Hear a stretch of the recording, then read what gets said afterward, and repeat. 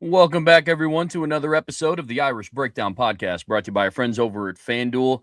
Happy Thursday. We have another Notre Dame rundown coming your way. As you guys can tell, I'm doing the show from my dad's place. My mom's moving down to Indianapolis. Got a lot of things going on outside of work right now, but inside of work, we have a really fun show coming your way today. So what we're going to be doing is we're going to be diving more into some of the comments that Marcus Freeman made in his sit-down earlier this week with the media.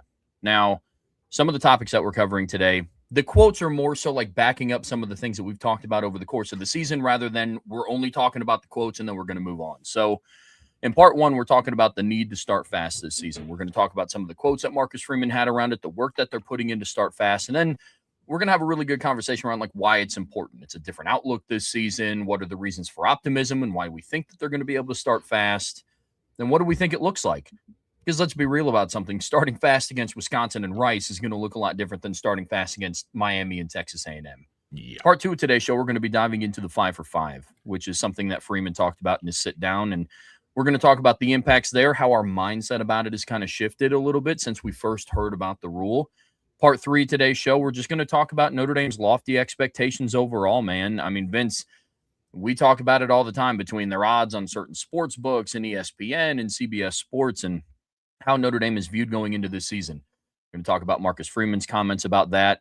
And then we're also going to talk about why we believe they're in a good position to handle those expectations. And then we're wrapping up today's show, folks, with a daily mailbag geared towards the topics that we're talking about today. So MB for mailbag. You can always put in a super chat. Looks like Benny J already got us started with a super chat that we'll get to later.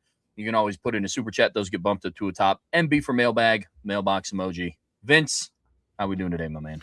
Doing great. It's a great Thursday. We're inching towards the Friday free for all mailbag, the end of the week, and all the fun that goes with that. And it's scary how quick the week goes, man. And especially with these noon starts, it's crazy how a 1 hour difference changes my whole morning. It feels like all of a sudden it's like on fast forward a little bit, but that's okay because that means I've got more evening as well. So I think it's a win-win personally, but we'll see how things go. But looking forward to it, Trev. We got a lot of good stuff to talk about.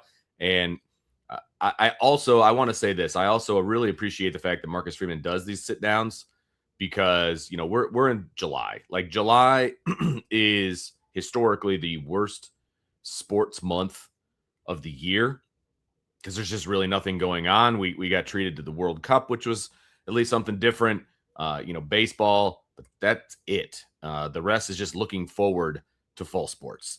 And so very happy that he was able to sit down and is fairly candid about a lot of different topics. It gives us a bunch of stuff to talk about, some stuff for the magazine as well. And so just really appreciate the fact that he was able to do his thing and invite everybody to it and just basically just open it up for 45 minutes. It's kind of no holds barred and everybody went after it. So really appreciate Marcus Freeman and Notre Dame for allowing us to do that the last couple of years. Yeah, without a doubt. And I mean, from a business standpoint, Brian talked about it with me on the phone. I'm sure he's had the same conversations with you. There's a finite amount of Notre Dame topics to cover in this point of the offseason. Correct. And being able to sit down with him and talk about some of his thoughts. And, there's some aspects of speculation that we can start putting to rest after being able to sit down and talk to Marcus Freeman. And then there's others that open up new doors for conversation. And that's kind of where we get started in today's show. Is we're talking about the starting fast piece. Now, if you guys know, there's a lot of listeners in here. Andy Wine and Cheese, Andy Milton fans in here, Andrew Gilmore, a lot of guys that are very familiar with how we format our shows in the season. And if you guys know, one of the first things that we talked about in Keys to Victory on our Thursday shows is being able to start fast. Bunch of different meanings here with starting fast. And we're going to take a big picture look at what that means for Notre Dame in 2026. Here's the facts, Vince. Before we dive into Freeman's quotes and all those different things, this is something that Marcus Freeman has struggled with during his time at Notre Dame. And it's one that, Insured by Big, a resident LSU fan in the chat, kind of hinted at what we're getting ready to talk about. He said, no offense, but with the schedule, Notre Dame doesn't start fast. It's a major red flag. Now, early part of the schedule, I agree with you, Insured. Like there are many signs pointing into the direction of why Notre Dame should start fast this season, but Marcus Freeman is yet to go undefeated in September, man. It's got to change this year.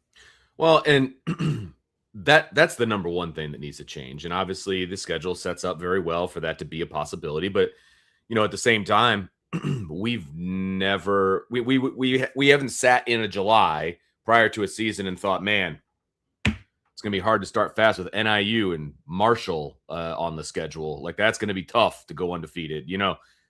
Those conversations weren't being had. So you can't really look past anyone just based on, the recent history. And so, yes, the schedule sets up nicely for him to kind of get that monkey off of his back. The September loss thing, the first home loss, the first home game loss of the year, every year, that's a problem. So they're going to have to get that monkey off their back, Rice, got to go out and beat Rice. You know what I mean? And the other thing about this whole start fasting, and I know this is something that you and I had talked about prior to the show and what we really wanted to get across. Notre Dame could start the first 4 games in September and have an average margin of victory of like 25 points. It doesn't mean they started fast. Like, that's the thing. Yeah, they're undefeated. Yeah, they're beating the crap out of crappy teams, but that doesn't mean they started fast. And so I think that's a very important piece of this conversation because, look, it'd be a real short show if you and I just came up here, man. As long as Notre Dame wins by 3 touchdowns or more, that's a fast start, man. Let's roll. And have a great day, everybody. Thanks for listening. Yeah, that's not what we're talking about. Subscribe to the premium message board. Yeah. Enjoy the rest of your day. Yeah, appreciate you hanging out with us for 7 minutes. But that is not what we are referring to. We're taking a little bit of a deeper dive into what starting fast actually means to us and what we're going to kind of be keeping an eye on. Because look, at the end of the day, and Insured by Big is 100% accurate on this. We expect Notre Dame to win these games, and we expect them to win these games by a good sized margin. I mean, that's oh yeah, but that's not starting fast. That's the expectation. And so the whole show today is going to be about, hey, what does starting fast actually look like? If you are a coach at Notre Dame, if you're a player at Notre Dame, what are you trying to accomplish when we're talking about starting fast? 100%. I mean, I think they have some of the odds. FanDuel has all the odds out right now for the first game of the season. Notre Dame is like 20.5-point favorites over Wisconsin right now. Right.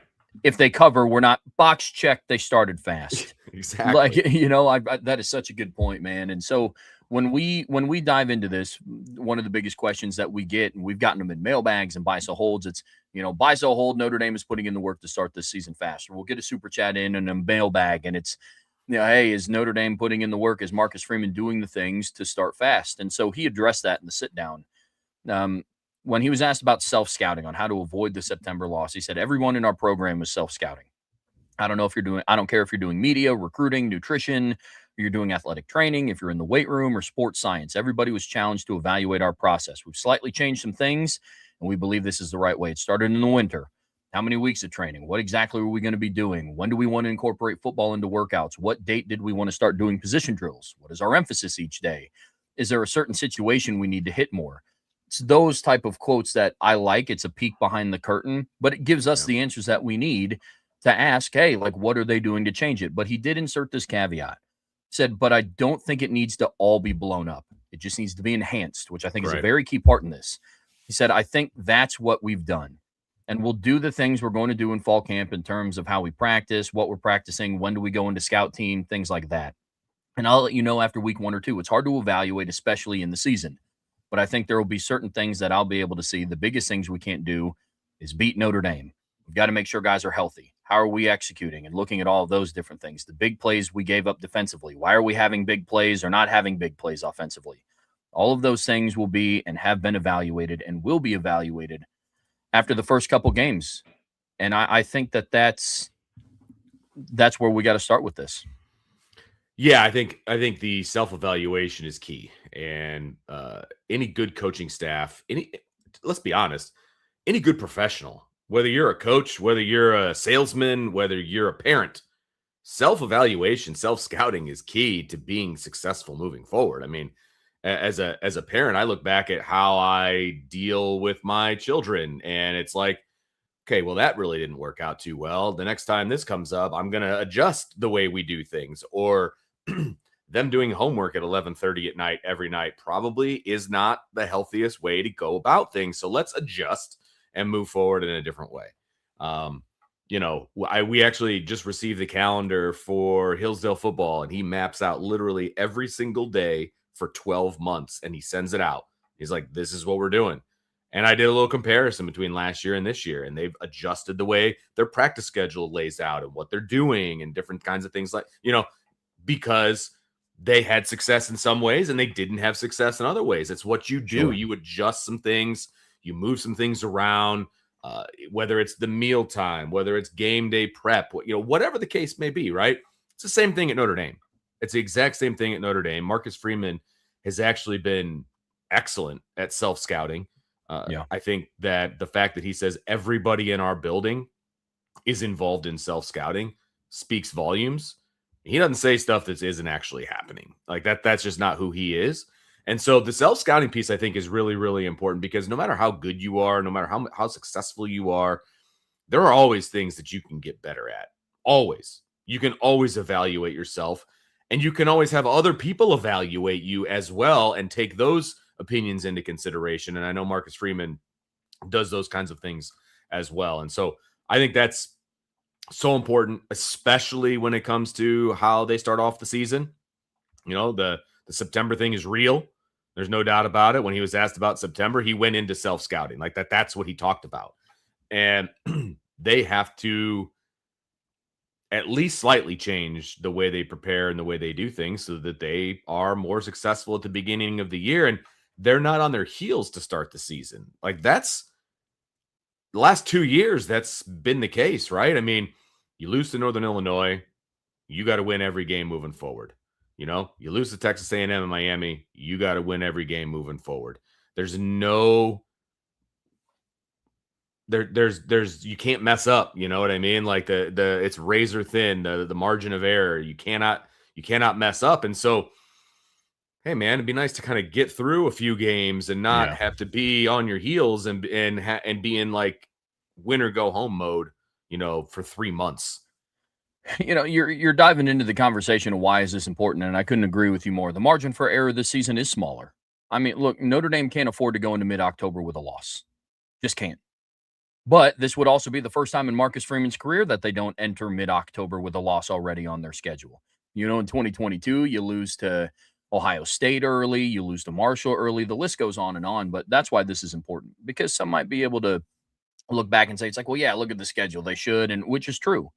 The schedule is very back heavy this year, unlike other seasons. But the margin for error is smaller, which is why starting fast is important, because everything that they're doing is a culmination of like, okay, how are they preparing for BYU? How are they preparing for Miami? How are they preparing for SMU? And then ultimately, how are they preparing for the postseason? But I think, Vince, more than anything, the thing that it'll show us if this team starts fast, it'll show us that this team is ready to be who we think that they can be. We've spent all offseason talking about revenge tour and man, I feel sorry for the next time Notre Dame takes the field, and they have to be able to go and show that, because it's going to be a pretty lackluster start to the season if it's all this buildup and all about starting fast. If they just go into the season and beat Wisconsin like 27-13, and then we hear got to shake off the rust, got to find a different way to start fast, and it's not going to. Now, am I concerned that if Notre Dame doesn't start fast, they lose to one of Wisconsin, Rice, Purdue, or Michigan State? Not really. But I also wasn't concerned that they were going to lose to Northern Illinois or Marshall either. And here we are a couple seasons later having the conversations of how do you avoid those losses. I mean, that's where Notre Dame is, Vince. But what do you think about that? If they start fast this season, is that going to be an indicator to you to show that this team is ready to be who we believe that they can be? It will back up that thought. I don't know that it's the be-all, end-all, obviously, because it's going to matter what they do against BYU and Miami and, that kind of thing. But, like, we haven't seen it yet. We haven't seen them start fast from start to finish, at the beginning of the season. The first quarter, if you will, is the first 4 games, right? They haven't done it yet. And so we haven't seen a Marcus Freeman-led team start, quote-unquote, start fast and be successful and be able to head into the season with a little bit of momentum. It's always like, look, Marcus Freeman is absolutely excellent when his back is against the wall and his team needs to win every game. Like, that is where Marcus Freeman shines, right? We haven't seen an undefeated Marcus Freeman and what that looks like. And is he still able to motivate his team week in and week out, especially with the schedule that they have in front of them at the first half of the season. I think that this is going to be a different view for Marcus Freeman that we haven't had an opportunity to see, and I'm excited to see it, because that's the difference between a really good head coach and an elite head coach, right? Yeah. I feel like, I mean, you've been there. You've been there. You've been on teams. You've been in charge of people. I've coached. Like, it's easy to coach when your back's against the wall, and it's it's us against the world. It's, all these different cliches. Michigan's making T-shirts about us against the world. Like, that motivation is easy to me. Oh yeah. How do you keep your team motivated when they continue to win? And it gets kind of boring. Like, how do you keep your team motivated then? That's what I want to see from Marcus Freeman, is, can you keep your team motivated when they're sitting there, 4-5-0, and you got another game on the schedule that you're probably going to be a 3-score, favorite, and on FanDuel and all these different things. And it's like, how do you keep this team motivated? Because they're reading their press clippings. They know what that little number in front of their name is, right? So, like, how do you keep that team motivated? That's what I want to see from Marcus Freeman for sure. But I think that it is important for this particular team in 2026, with all of the pressure, right? I do think it's important for them to start fast and shoulder some expectations that they haven't really had a chance to shoulder in the past, right? I mean, I think that's an important thing to look at. Yeah, the conversation for Notre Dame the last 2 seasons is, are they going to be able to finish the season off on a strong note? Now it's, can you put together a full sample size of what you're truly capable of doing? I'm with you completely. You're talking about being the hunter versus being the hunted. 100%. It's real easy to go and be a team where it's like, fellas, we have no other option than to win out if we want to put our name into playoff contention. They were that in 24 and they were that in 25. One year they made it, the other year they didn't. Yeah. And we talked about, after Northern Illinois, we don't even want to talk about the college football playoffs until they can show us that this team is ready to turn around. Last year it was, hey, Texas A&M is huge. This game is nuts. I mean, that stadium was rowdy. The tailgates were rowdy. The fans in the stadium knew what it meant if you won that game, and they also knew what it meant if you lost that game, and it severely puts you behind the 8 ball. Last year, they were the hunted. Jordan Faison in the Here Comes the Irish documentary talked about before the Miami game. He's like, hey, the target's on our back now. We return all of these pieces. We have a higher outlook at certain positions. Now teams are looking at us saying, hey, we got to knock off this team. Did they learn the proper lessons from last year to be able to apply them to this year to better handle being the hunted? We don't know. But it's setting up to where the outlook of the start of the season is different, like we've talked about. There's no top 25 program in the September window. I'm high on a Wisconsin turnaround. They're not going to be ranked in the preseason top 25. After they took those social media pictures that they just posted, yeah, I think I'm going to have to take a little bit of a step back. Agreed. By principle, after some of those pictures, you just can't be put. You can't be put in the AP top 25. I'm with. I think that's a rule. It's unwritten and it's in the fine print, but it's. Look, I'm all for having fun at your media day, photo shoot, and all that stuff. But when you put all those pictures together and put them out, it's like, ooh, I don't know, man. But whatever, it's all good. Yeah. It's not relevant to this conversation, but I felt like I had to. But it had to be said. I'm with you. No, I'm with you, man. Because goodness gracious, that was Insured by Big beat me to it by 2 seconds. That was a rough look, man. It was absolutely rough look.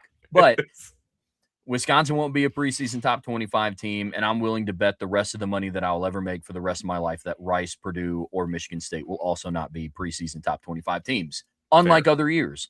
In 22, you had Ohio State. 23, you had Ohio State. 24, you had Texas A&M and Louisville. And 25, you had Miami and Texas A&M. Those were all the playoff level or teams striving to make the college football playoffs that they've had in the September window. This year, it's a little bit different. Got to be able to capitalize on those. But then you start getting into the question of, like, why do you feel optimistic about it? Why does Marcus Freeman feel optimistic about it? Why do we? Why do people in the chat? And that's where you really start diving into kind of the meat and potatoes of all of this, Vince. And it starts with the level of continuity they have up top. We've talked before that Notre Dame is one of the few championship contending teams that brings back its head coach and both offensive and defensive coordinators. Ohio State can't say that. Oregon can't say that. Texas can't say that. Indiana can. Miami can. Notre Dame can. The list kind of ends there. Ole Miss doesn't get to say that. Texas A&M doesn't have the ability to say that. So there's a lot of different things at play here, but I think that's where you have to start. Coordinator continuity at the top is going to be a big reason for why we're optimistic about this. And look, there's going to be plenty of people out there that'll be like, well, you changed over your entire defensive staff from a position coach standpoint, so the continuity is not going to be there. Hold on a second. Like, as long as there wasn't change at the top, and I'm talking head coach and coordinator, you can change out your position coaches without much of an issue. Rare is it that you're going to go from one season to the next without changing out any position coaches whatsoever. It's just not going to happen. Right? Or any coach on the staff, period. It's just not going to happen. And so it just so happened that this offseason, the defensive staff moved on, right? But you still have Chris Ash. And I know that that's not necessarily music to some people's ears, but at the same time, I think everybody was pretty happy with the way things looked, game 4 and on. And you've heard Chris Ash talk about the fact that, hey, this one was on me. I didn't know my players well enough, that kind of a thing. And now he does. And I'm fully anticipating the defense looking like it did at the end of the year, not at the beginning of the year. That's where I'm at. And so I'm going to be the glasses half full guy on that one because he has shown me this isn't like we're hoping upon a star kind of a thing. Like I've seen it. And so I think we'll continue to see it. Moving into the 26th season. And so you have your continuity there. And I think that's so important. And your continuity on offense is so important, especially with the offense that set, 3 school records as a team offensively last year. And there was still, things that were left on the field, so to speak. And so, they set a team scoring record at 42 points a game. And how many kicks did they miss? How many things did they leave out on the field that they probably could have scored and done different things and, whatever. And so having the continuity on offense with Mike Denbrock and is massive, right? And Marcus Freeman can go into it thinking, look, man, I got my guys in place. They're going to do their thing. We're going to be just fine. We're going to be good.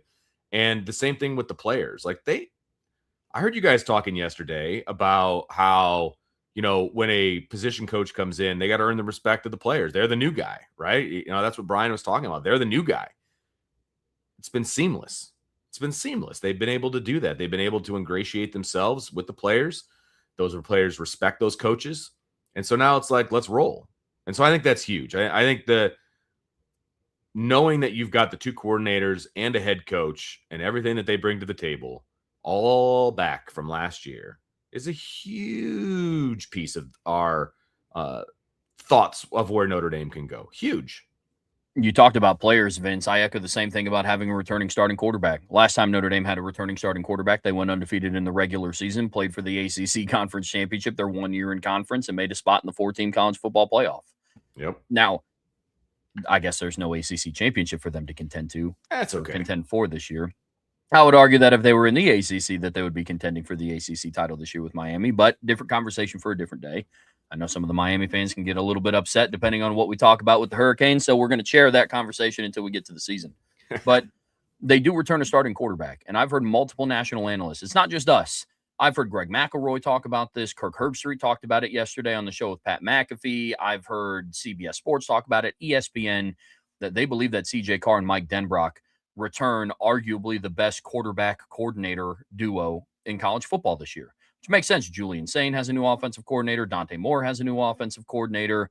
You could put Arch Manning in that discussion if you want to. Trinidad Chambliss is going to have a new offensive coordinator. Marcel Reed's going to have a new offensive coordinator. So there's a lot of different things working here. But having a returning starting quarterback is huge. Last year, you were playing 2 playoff opponents, and CJ Carr was going into starts 1 and 2. This year against Wisconsin and Rice, he's going into starts 13 and 14 and has a much bigger grasp on what. And last year, he was going through a quarterback competition through 50% of fall camp. All those first-team reps are going to be his this offseason. It's going to be about enhancing what they're able to do, not in the search for who's just going to be their starting quarterback. And so that's going to be the biggest thing as far as players returning in CJ Carr. But they also have 2 defensive captains coming back for the first time in Marcus Freeman's tenure. The continuity and leadership is going to be there. I don't think it's a coincidence that the 4 guys Marcus Freeman brought with him to New York on their media tour was C.J. Carr, Leonard Moore, Drake Bowen, and Adon Schuler. And Adon Schuler and Drake Bowen were the 2 captains from last year. There's a good chance that you're looking at 4 of the team captains on the New York media tour right there. I think that's a pretty safe bet, actually. Yeah. I think it's a pretty safe bet. Yeah, without a doubt. When you have those pieces up top that are able to, they now understand the level of focus that it takes. You've heard Marcus Freeman talk ad nauseum this offseason around his confidence in C.J. Carr and what sets him apart and what makes him different. That's another piece of it, too. And they also have the most returning production in the nation, according to ESPN. I think it's something around like 73%. A lot of that's on the defensive side of the ball. But when you can talk about the majority of your returning production being on defense, they still return C.J. Carr, Jordan Faison, your leading receiver from last year. They returned Jaden Greathouse, who was your best wide receiver in the postseason from 2 seasons ago. Gerby Lambert, Anthony Knapp, Ashton Craig. You return Aeneas Williams, who averaged 9.3 yards a carry last year, had 5 touchdowns. We're talking about a team that has the experience and the production in big moments to back up the thought that they're going to be able to start this season fast. Yeah, I think the leadership on this team, like the hard thing is going to be deciding who your captains are, if I'm being honest with you. I think that's going to be quite the challenge. But having guys that have already been in that role already coming back is massive. It's absolutely massive. And it's all well and good to have leadership, from Marcus Freeman and from Mike Denbrock and from Chris Ash and the coaches. And we talk about that stuff all the time. And it's very, very important. It's very important. It's also very important to have that leadership at the player level, because you can have all the leadership you want at the coach level, but if you don't have leadership at the player level, you're still not going to be successful. You're just not going to be, because at the end of the day, you can have all the respect in the world for your coaches and all. They're not on the field. They're not in the trenches with you. They're not, smacking heads with another player. You know what I mean? Like, they're not right there. You need somebody who's in there with you in the fight, leading the charge. And Notre Dame has that in spades, just absolutely in spades. And so I think that's huge. It's huge because these young guys who are uber talented and are going to be seeing the field for the first time, they're going to go out there and play ball and they're going to do their thing, but they're not going to be leader. They're going to have to find somebody to lead. That's not going to be a problem on this team. There's leaders at every level of the defense. I believe there's leaders at every level of the offense as well. And that's not going to be hard to find that leader in the huddle or in the position room or whatever the case may be on which side of the ball. Leaders are there, and it's not going to be forced leadership. We've seen that in the past too. That's not going to be the case. And so dialing down who all the captains are going to be, I think, is going to be quite the feat this year for Marcus Freeman. But the leadership is not going to be an issue on the 26 team. No, not at all. I would be shocked if there. I mean, I got to imagine the race and the voting to figure out who the team captains are going to be on this squad is going to be pretty close, because there's a lot of people in contention for that. Well, and you know how Marcus Freeman does the thing where he makes people come down and like advocate for themselves to be captain. And we've seen that on a couple of different episodes of the Here Come the Irish documentary, which I hope they're doing again. I don't see why they wouldn't. But I just feel like there's going to be a lot of guys coming down to the front of that room, and it's going to be an interesting vote. Yeah, without a doubt. Vince, let's kind of tie a bow on this segment and talk about what does starting fast look like, because you and I can sit here until we're blue in the face and talk about why it's important and why it matters and why they're in a position to do so. But then you brought up a really excellent point at the start of the show. There's a world where Notre Dame goes out and they beat every opponent by 20 plus. I'd be shocked if it didn't happen against Purdue, because the last 2 years they played Purdue, they've beaten them by a combined margin of like 80 points. Yeah. So actually it's more than 80 points. It was 56-30 last year and 66-7 in 2024. So we're inching up close to 90 here. Not great for the old Boilermakers, but I would be shocked if they didn't beat some of these opponents by 20 plus. They're predicted to do so on FanDuel against Wisconsin, like we talked about. Yep. But what does it look like? And I'm inserting this caveat now. The name of our show is Irish Breakdown. And I know at some point when we're doing a post-game show, people are going to take some of the things that we're saying as a negative piece. Oh, yeah. Oh, yeah.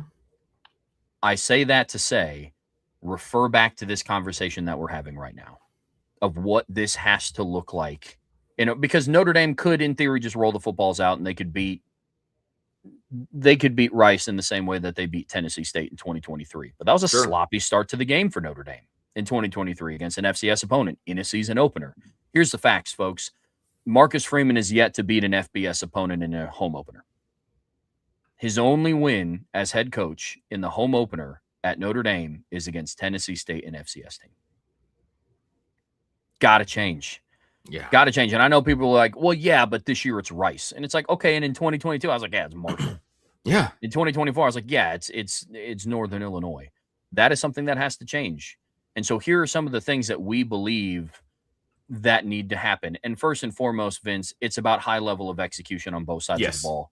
Can't be sloppy. 100%. You know, it's high level of execution and consistency. Like that's the biggest thing. Like I just don't want to see, 3 and outs right away from the offense. I don't want to see the defense allowing, a 60-yard drive and then they force a punt or, something along those, bend but don't break. It's early in the season. But no, they need to come out and be the defense that we know that they are. They need to prove that they're the number one defense in all of college football. Shut them down. Shut them down.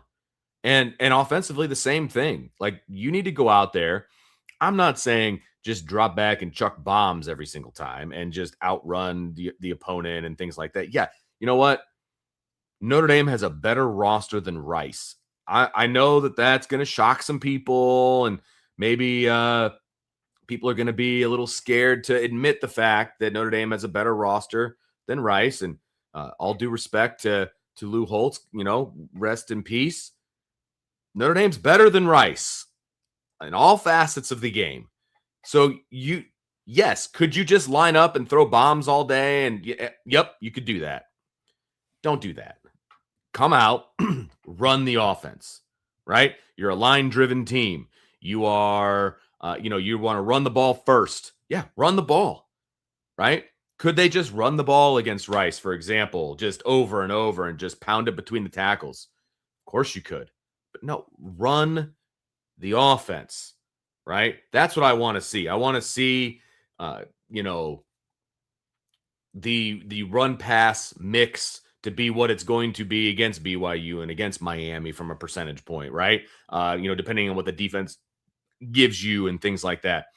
I don't care that, the field wide receiver can outrun press coverage, and all those different things. Well, that's not necessarily what you would run in that moment, right? Run what you would normally run the offense the way the offense is meant to be run, and go down and score points every time you get the football. Like, that's part of it, right? Every time you get the ball, you need to score points, right? Put together some drives. I want to see a 12 or 13 play drive, like that kind of a thing. Like, I want to see consistency with the offense, and I want to see shut down defense. That's starting fast to me. Yeah, absolutely. High level of execution on both sides of the ball. And because Irishman 71-14 brings up a great point. He says, more so than any other year for Freeman in this team, the biggest opponent in the first 6 games has to be Notre Dame. While still paying respect to the level of opponent that you play, because we've seen Notre Dame teams before in the past overlook a team. And it comes back to bite them, whether it's Boston College last year that you limped through to a ugly 25-10 win, or it's a game like Northern Illinois where they beat you. On paper, Northern Illinois had no business beating Notre Dame. And we can talk about their roster was mature and Antonio Harris was a really good running back. No business. You're Notre Dame at home in a season opener. That has to change. I'm with you completely. What is it going to look like for the defense? It's an aggressive philosophy in play calling. What does aggressive philosophy and play calling mean? No, that does not mean sending 7 or 8 on every single play and lighting up Colton Joseph and Jakari Brown and lighting up Ryan Brown and Alicio Milihojevic. Hope I didn't butcher his name too bad. Pretty good. At Michigan rolls State. Right off the tongue. I feel like here's where I'm at with names, Vince. I feel like if you say it with enough conviction, it just feels correct. Dude, welcome to the world of being a PA announcer. When I say names out in the public, I just get it out quick. Say it with conviction, baby. Yeah, Alicio Milihojevic. That's where I'm at with him. God, and if I'm incorrect, I apologize. Thank you. I practice it in the mirror every night. If you are incorrect, he needs to change his name to that because it just sounds good. That's where I'm at. You guys heard it here first. Thanks for coming to the Irish Breakdown podcast. But That's scene. That's where we're at here with the defense. It's aggressive philosophy. It's getting Yes. hands on players Yes. in zone coverage. It's redirecting routes. It's letting the defensive line loose. It's letting Bubakar and Bryce and Keon and Rodney Dunham pin their ears back and get after the quarterback. Yep. It's letting Drake Bowen be the disruptive linebacker that we saw him the final 6 games of the regular season. He finished the year with 4.5 tackles for a loss. 4 of them came in the final 6 games.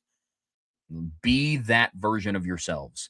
Be that best version of yourselves. And if you're able to do that, Notre Dame's defense is going to pick up right where they left off. Offensively, you said it perfectly, Vince. It's about consistency. How many times last year, and this wasn't even in the first window of the season, how many times last year would we watch Notre Dame open up the game with either a 66-yard bomb against Purdue or march right down the field and put a touchdown in the end zone? And then they would go about 2 or 3 drives in a row of either a 3 and out, there'd be a fumble, or they'd pick up a first down or 2, and then the drive would stall. They're great on the script. Offensive consistency has to be top of mind, because I'm a believer that execution and consistency is not something that you can just decide to do. Right. It's not, it was a lapse of execution against Rice and against Purdue, but we still beat them by 25. It's like, but when you make those same mistakes against BYU, when you make those same mistakes against Miami and against SMU, and when you get into the playoffs, you're not beating those teams by 35.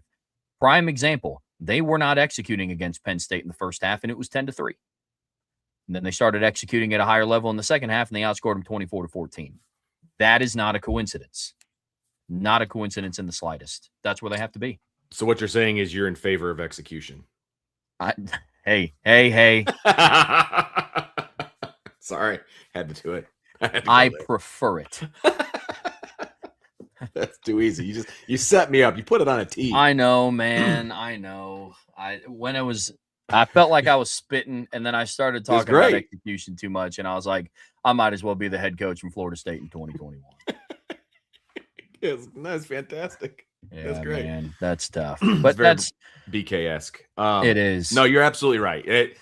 And when it comes to the consistency of execution and all of those things, you're absolutely right. That's what they need to do. Notre Dame needs to go into the first 6 games of the season with the faceless opponent narrative, and I know that's a very cliche way to look at it, but that's what it is. It's a faceless opponent situation. Look, we're Notre Dame. This is what we do on offense. This is what we do on defense. It doesn't matter who is on the other side of the football. It doesn't matter. That's we do us, and we will do us until the final whistle. Period. Like, that's where it needs to be. And so I don't care if they're playing Rice. I don't care if they're playing Purdue. I don't care if they're playing Michigan State. It doesn't matter. They just need to go out there and produce the offense and the defense that we know that they can be. And just, the final score matters. Don't get me wrong. It matters. But how they get to that point is what matters most to me. And consistency will get them there as long as they don't play down to their competition. Faceless opponent. The last piece I do want to throw in here, though, Trev, is I want to see it the entire game. And what that means is when you get the backups in, run your offense, run your defense. Like, I want it, whoever the second quarterback ends up being, I want them running RPOs. I want him throwing the ball. If the play calls for you to throw it downfield and you're already up by 40 points, and you throw it downfield, because that's where the offensive read took you. You know what I mean? I want the offense to run exactly how it would have if all the starters are in, when the 2s are in, or the 3s are in, or whoever it is. It doesn't matter.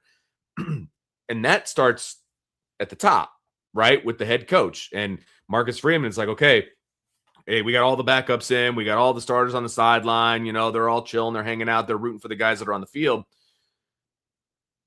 Hey, Mike, hey, still run the offense. Like, let's go. Like, run the offense. And same thing with Chris. Hey, Chris, run the offense, or run the defense, excuse me.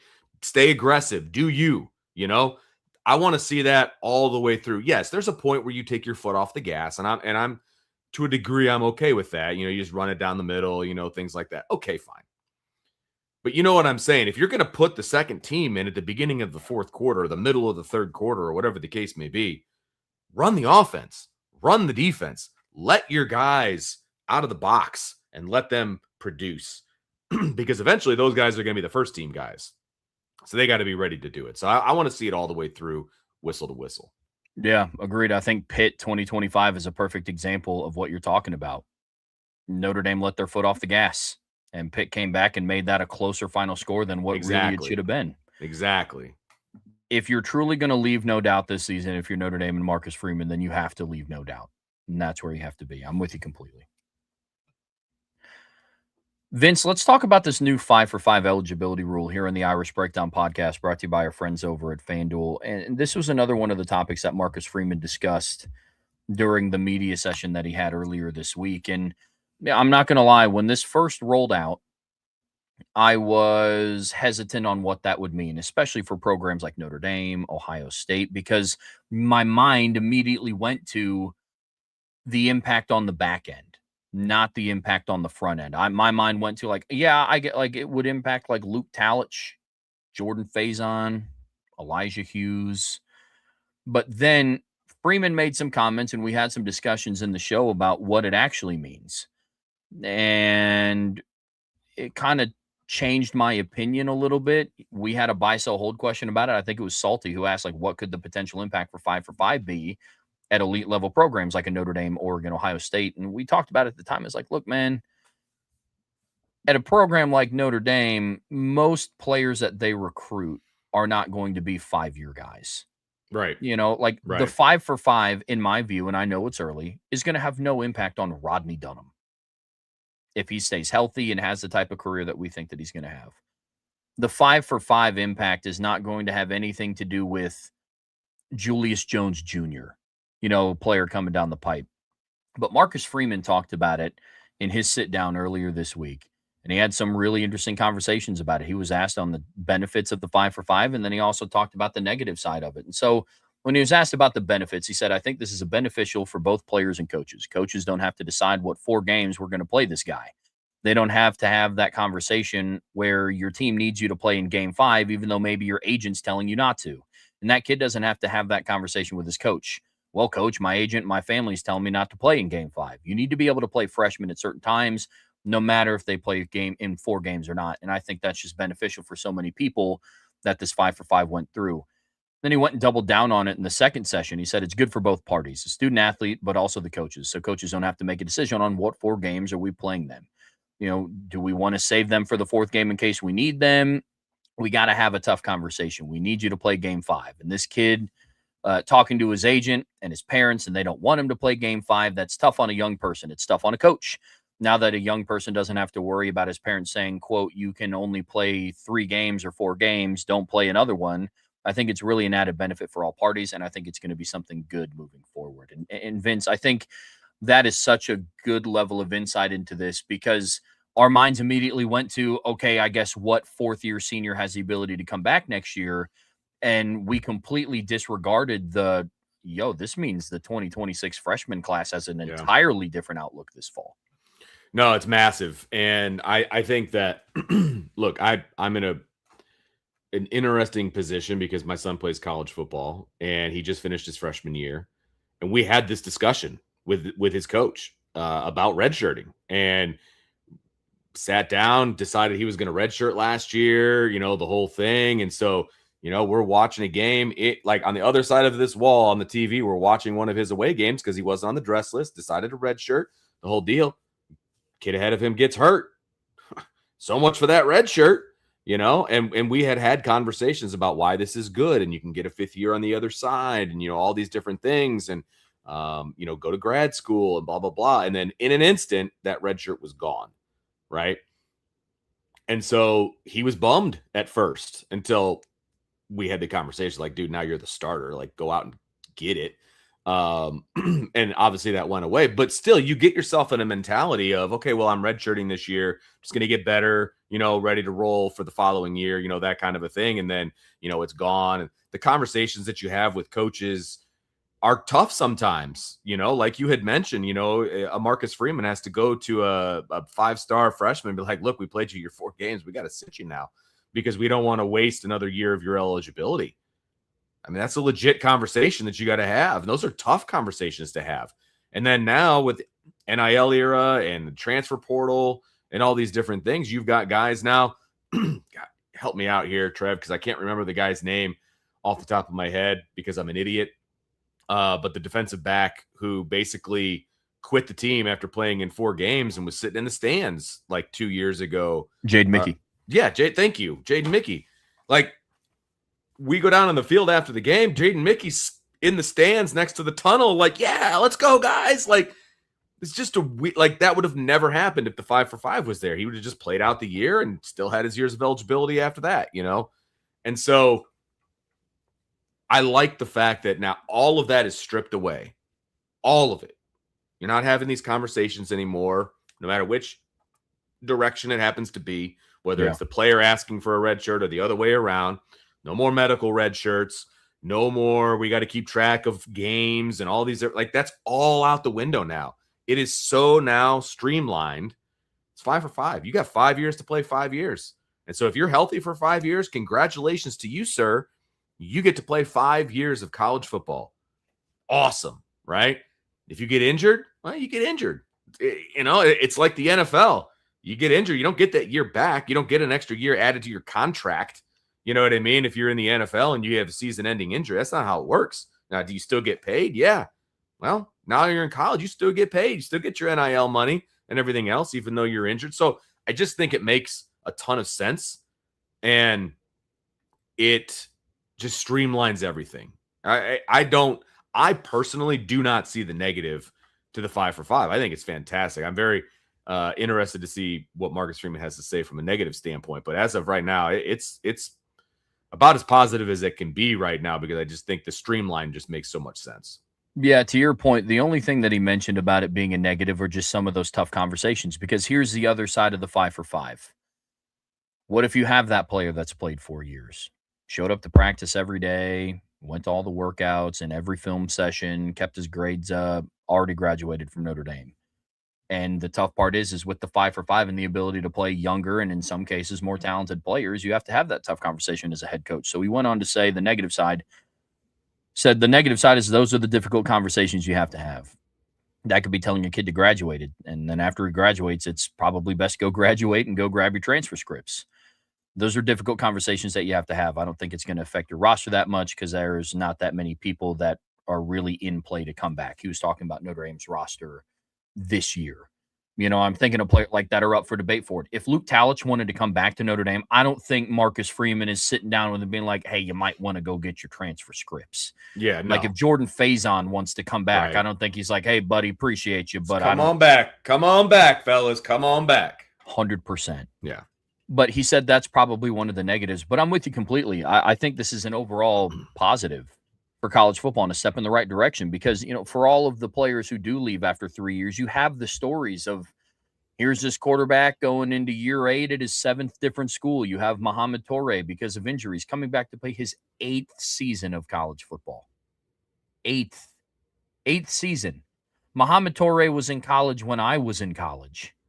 And I have not been in college for a while. That's ridiculous. Yeah. That's it. I'm glad they're wiping that stuff out. I'm so sick of seeing those stories. You know, there was like a Florida tight end that was there for like 9 years or something. Like, it's just ridiculous. Like, college is a finite amount of time. Like, eventually you got to be an adult and you got to go be in the real world. Like, I just look, if I could still be in college, I'd still be in college. So I don't necessarily,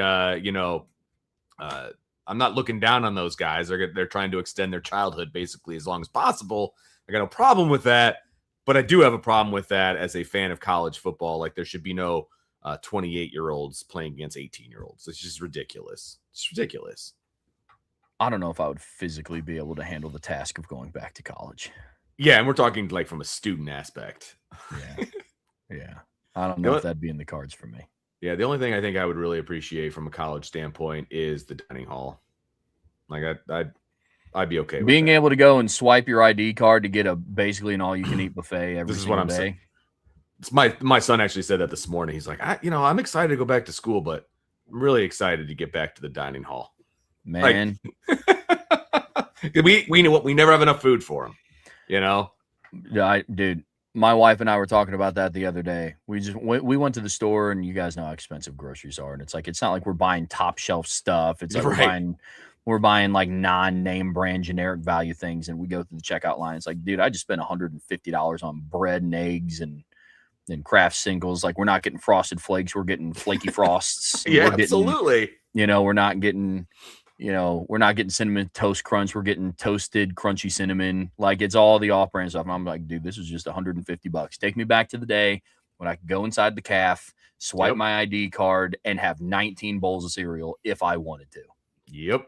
100%, dude. 100%. Counter to that is, you pay tuition to go to college, and that's this is true. To do that. But this point being, I'm with you completely. Yeah. Let's dive into where this can kind of impact Notre Dame, and we're going to split this up into 3 different conversations: offense, defense, and special teams. Because once I started to fill out this outline that we did, and I was talking to Brian about it on the phone, I was like, man, there really is a strong benefit. There really is a strong benefit to doing this. And so when I went and I looked into the offensive side, where I started at, shocker, is up front in the trenches. And it's with the freshman offensive linemen. Now, I don't think that barring injuries, there's going to be no freshman that steps into the starting lineup this year. And offensive line is a position where I'm okay if a true freshman doesn't start. Quentin Nelson didn't even start until he was a redshirt freshman. Yeah. And he's the best offensive lineman that I've seen come through Notre Dame. And so you don't have to start as a true freshman, but what this 5-for-5 does, I think, will put the coaches in a position to make them feel a little bit more comfortable putting them in the 2 deep. Because, Vince, what do we know about the offensive line? If a player can get hurt, they could get hurt. Yeah, right. I mean, I think back to 2 years ago when you lose Billy Schrouth, and then you lose Ashton Craig, and then Billy Schrouth comes back. But then, Charles Jagusaw's injured before the season even starts. And then you get to the postseason, and then Anthony Knapp gets banged up. And then Rocco Spindler's ankle is at 30% the rest of the postseason. And you kind of have a fear of, do you insert a true freshman? Well, this true freshman class that they brought in 2026 is absolutely massive. I think of players like Grayson McHugh, who now maybe there's a world where you put him in the 2 deep and you give him that freedom to battle with Styles Prescott. Put him on the extra point team, the field goal team. You know what I mean? Like, it doesn't necessarily have to be guys in the 2 deep, on the field goal team now. If you can stand your ground, you're a big body, go be part of something that's important. You know what I mean? And I think they can use these guys a little bit more liberally and keep the starters out of the mix on those kinds of things. And here's the key with this: there's a conversation going on in the chat, and it's a valid thought on both sides. But the premise is like, would you feel? I feel like the 5-for-5 would like force you to have to play freshmen.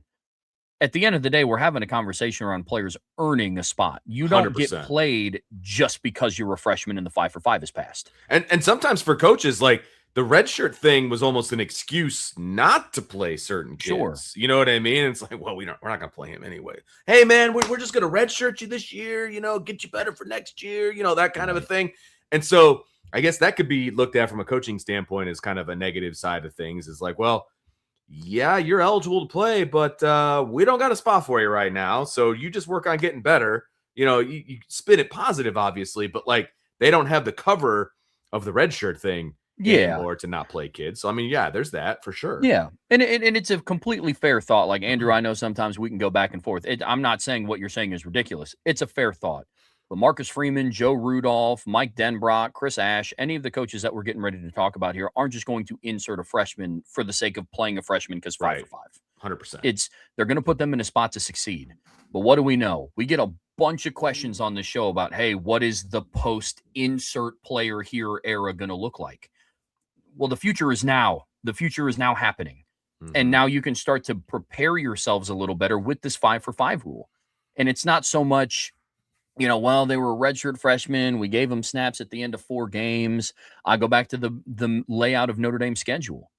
There is no, I mean, there's a player we're getting ready to talk about in a little bit, so I don't want to jump the gun, but I don't want to see Leonard Moore in the 4th quarter against Rice. I don't want to see Leonard Moore in the 4th quarter against Purdue, potentially Michigan State, Syracuse, Boston College. Like, I want Leonard Moore 100% primed and ready to go for October 17th, November 7th, November 21st in the postseason. This gives you the freedom to insert true freshmen in there People ask us all the time, what is the post-Leonard Moore era going to look like? I don't know about you all, but I would feel a heck of a lot more comfortable with somebody like Akari Adams, who played 200 snaps of football last year, stepping into that role versus they played in 4 games, but it wasn't a big sample size, and he was a redshirt, and now it's a much bigger role that he's stepping into. So I think in the offensive line, you could see that impact. I think at tight end, you could see that impact. I'm a firm believer, Vince, and you and I were talking about this before the show started. I'm a firm believer that if this 5-for-5 rule was passed in 2025, we see James Flanagan significantly earlier than the final 4 games of the regular season. Yep, completely agree with you. And it's those tweener guys that this is going to affect the most when it comes to offense and defense. Well, special teams is a different conversation, and we'll have that here in a minute. But like when we're talking offense and defense, look, if you're Kyle Hamilton, or if you're Leonard Moore, if you're Morrison, you're one of these guys, Anthony Knapp a few years ago, right? If you're one of these freshmen that are good enough to play starters minutes and things like, they're going to play you like that. That has never been an issue in the redshirt era. Like that's never been a thing. If you're good enough to play, you were going to play. If the opportunity presented itself, you were going to play. It's these depth pieces, right? Like Flanagan from last year, where, okay, he's not the starter, but he could have been very beneficial to the tight end rotation a lot earlier than the last 4 games of the season, right?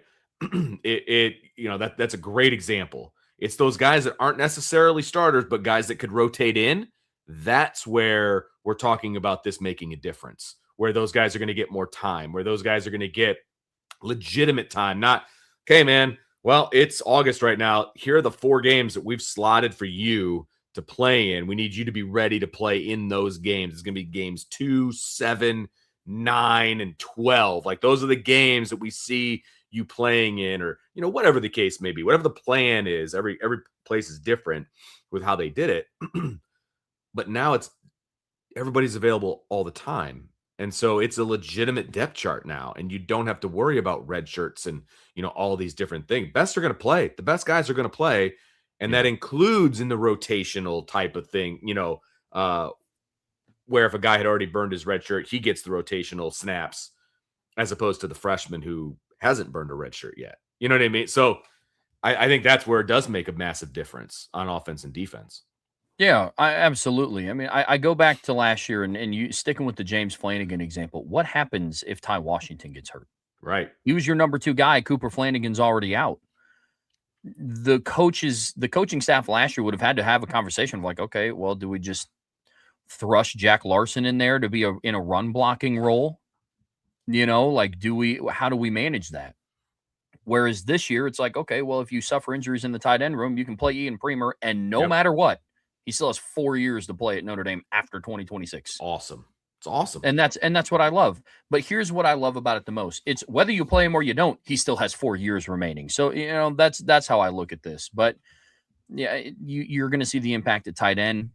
Running back and wide receiver, it's similar conversation. But with running backs, I've never been a fan of redshirting a running back anyways. I think that's one of the most natural transitions going from high school to college. It's easier. It's the easier transition. If you've got the chops and you've got the vision and all that doesn't change. Might speed up a little bit. But the easiest, and Brian has said this before, he's a running backs coach in college. Like, it's the easiest transition to make is running back, no doubt. Mm-hmm. Without a doubt. And so when I look at what is in store for the running back room this year, I don't think that there's going to be a world where they just don't play. I really don't, especially not Javian Osborne and Jonas Walton. Like, the other piece too is, will Walton make an impact as a return man?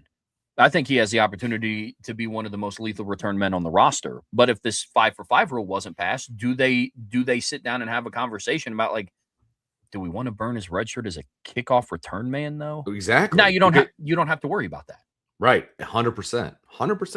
Because there's guys that may have similar traits or maybe just below, that kind of a thing. We're like, well, we'll play that guy and we'll preserve the eligibility of this guy because we want him to be as a running back. We want his eligibility as a running back, not necessarily as a return guy. And so he loses out on that position. Well, that's not the case anymore. Now he can get his feet wet in front of 80,000 as a kick returner and be dynamic back there and not lose an year of eligibility. Sign me up. Let's go. Yeah, absolutely. The conversation at wide receiver is tough just because I think there's a little bit more in front of the wide receivers than some of the other positions that we talked about. Yeah. Like I'm as high on Devin Fitzgerald as anybody, and I have been since I watched his high school senior film and he committed to Notre Dame. Having said that, I don't know if there's a world where he pushes the rotation this year. He could, and I would not be upset about that. He's a very talented player. But I think of guys like a Bubba Frazier. There are things that if this rule was not in place, we would see him in 4 games in the regular season and then maybe see him in some sort of package in the offense in the postseason. Because last year it was a rule that you don't burn a year of eligibility if you play in the postseason.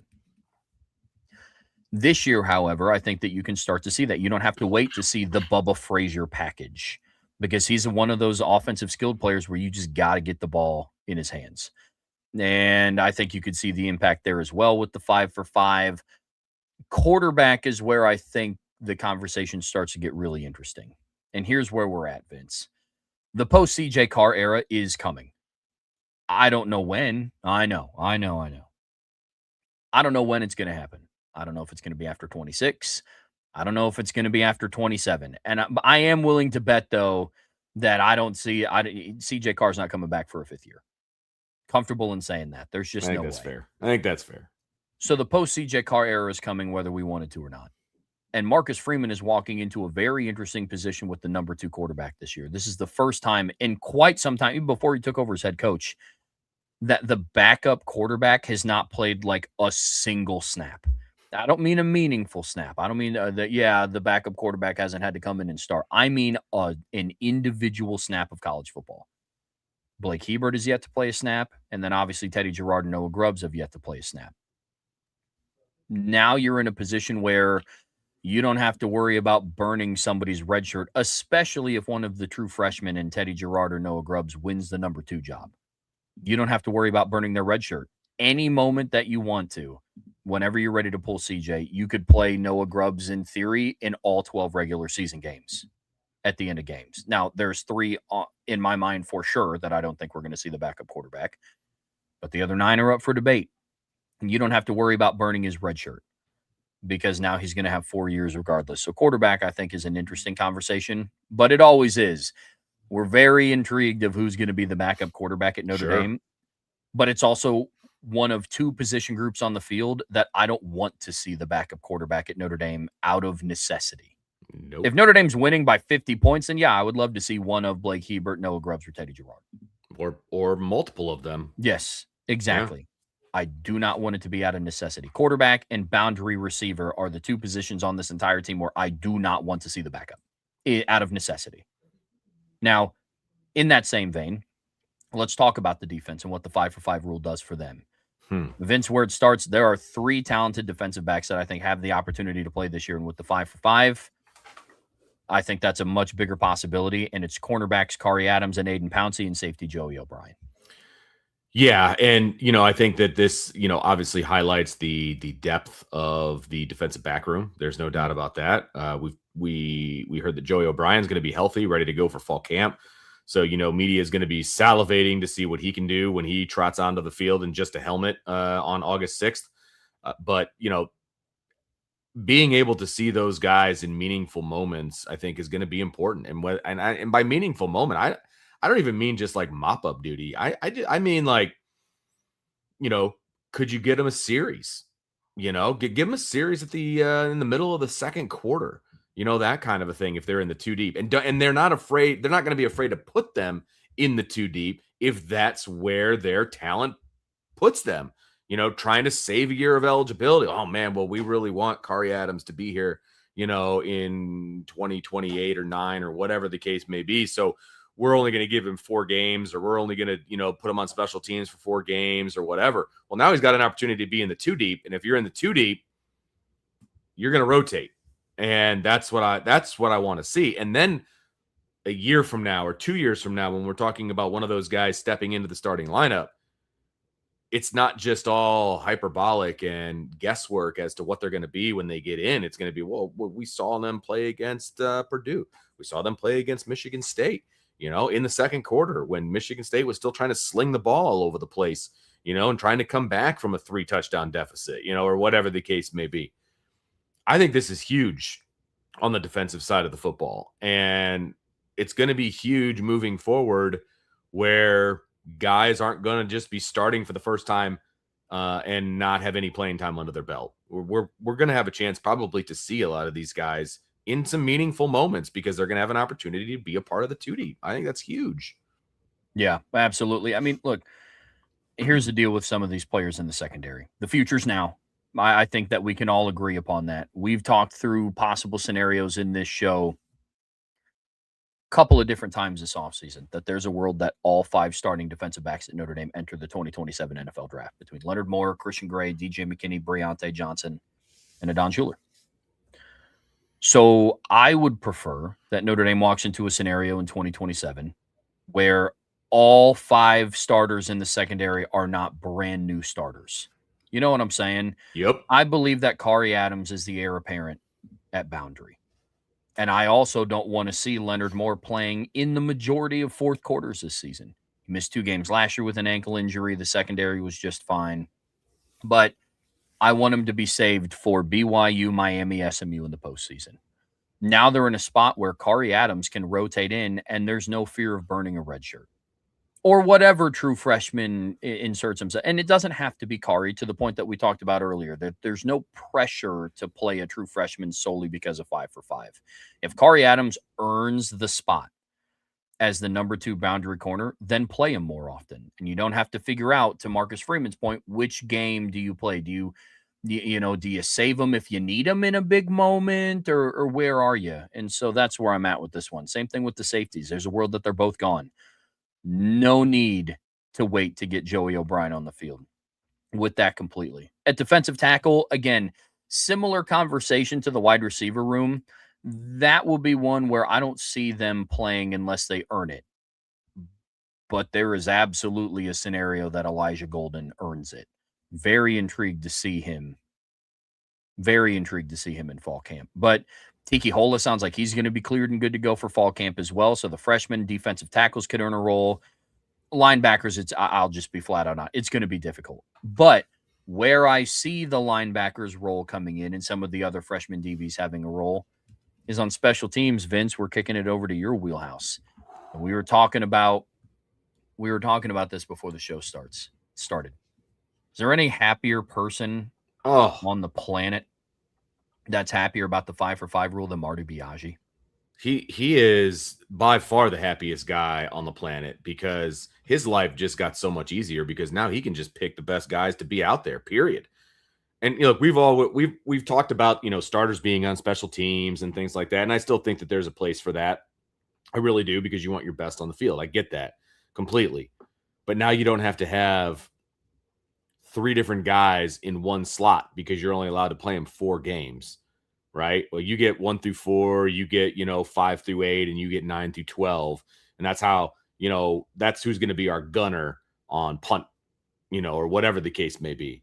Now you can find the best guy for the job and you go out and get it. Now it's a competition between those 3 to be the gunner on punt team. And it's a competition week in and week out to be the gunner on punt team. And those freshmen know they're probably not going to get on the field, maybe offensively or defensively. And this is their opportunity to get on the field and be a 5-year starter for Notre Dame. Yes, please. Like, the competition, I think, is also going to be fierce for special teams. It's going to be fierce, right? And now you've got all these guys. We got top 5 classes coming in to Notre Dame over the next couple of years, right?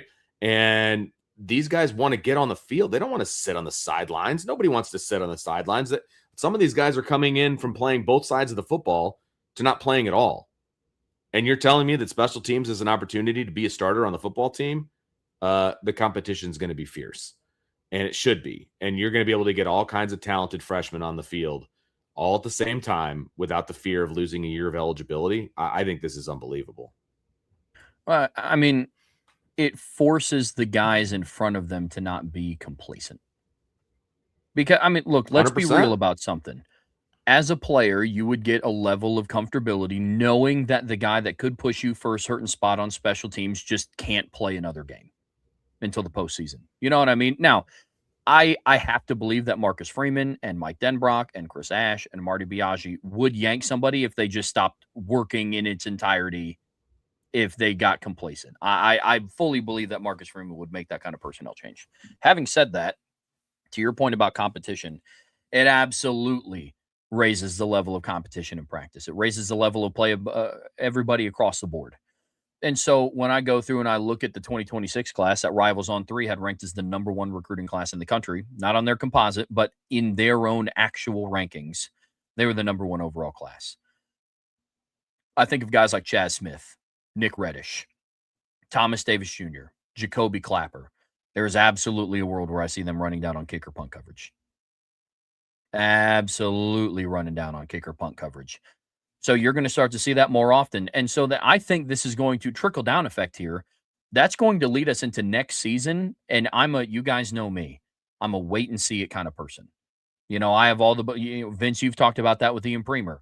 Let's wait to put the weight of the world on this kid's shoulders before we see him put on a blue and gold jersey and helmet. Now I'm with that completely. We won't have to have a lot of those conversations next year about the 26 class. Right.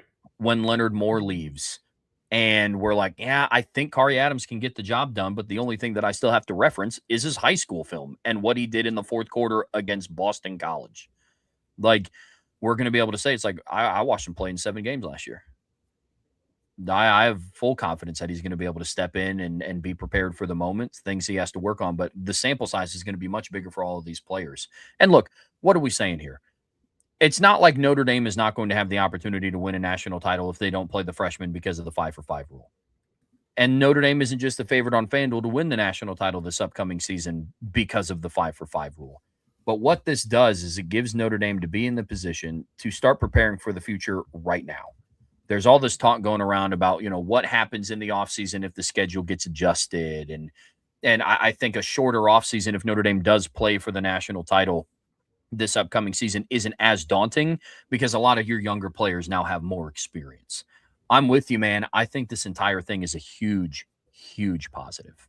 Yeah, it's the 5-for-5 is a huge positive for me as well. And I just, I think as we move maybe a couple of years away from this rule becoming, in effect or becoming law, I guess, in the NCAA, I think people are going to realize how beneficial it is and how much easier and how much more streamlined it's going to be and how it's going to make the big teams that much better, right? And it's also going to allow, younger guys to transfer and all of those different things without having to worry about being redshirted. Like I said, in my own particular situation, my kid just gained a year of eligibility because of it. It's awesome, So I think this is it's a win-win across the board. Yes, there's still going to be some hard conversations that some coaches are going to have with some kids, and that's okay. That's why they get paid the big bucks. They get to have hard conversations with their players and make tough decisions and things like that. But at the end of the day, I just think this benefits everybody. Vince, let's talk about some of Notre Dame's, I guess you could call them lofty expectations this season here in the Irish Breakdown podcast, brought to you by our friends over at FanDuel. Notre Dame has been one of the most talked about programs this offseason. And that's not a crazy sentence, I guess you could say, because Notre Dame is one of the biggest programs in college football. This year, though, it's a little bit different.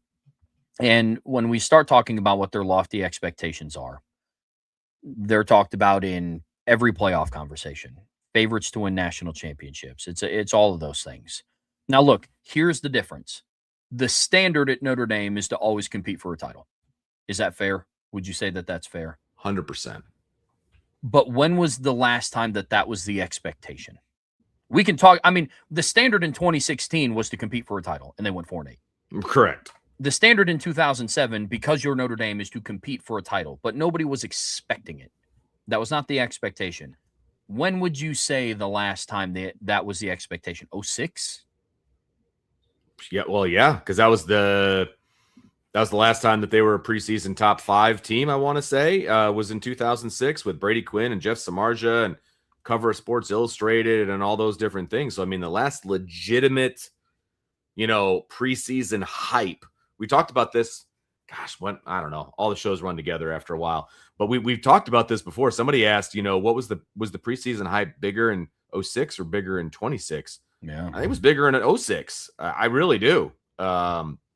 Social media wasn't a thing, but it was massive. Being on the cover of Sports Illustrated during the preseason, that's legit. Back in 06, 100%. Yeah.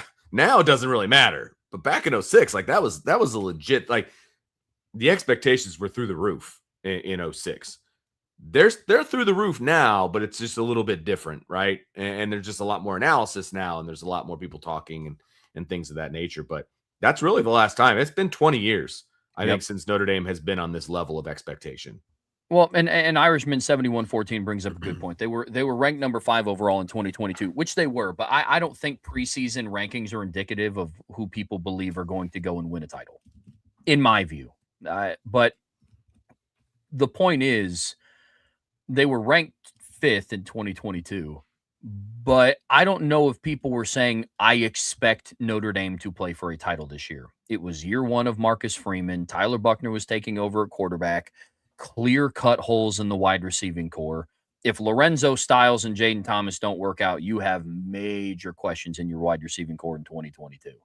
You have a new defensive coordinator in Al Golden. So I would put my only pushback here, Irishman, is this is a good point, but I just don't know if that was the expectation. The standard remains the same. But when you look at the outlook for Notre Dame this year with everything that they bring back and all of these different things, that's why I think nationally the expectation is they win it.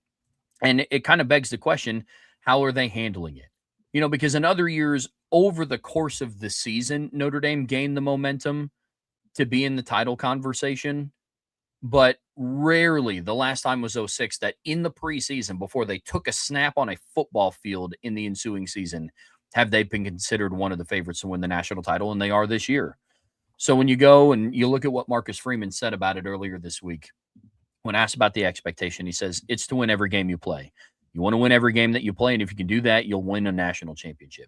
Every year we come with that expectation. Certain people are reward-oriented. They do it to play college football so they can go to the NFL. I make money. I'm coaching football so I can win a championship and show everybody we won a national championship. But the ones to me that succeed the most are the ones that are intrinsically motivated.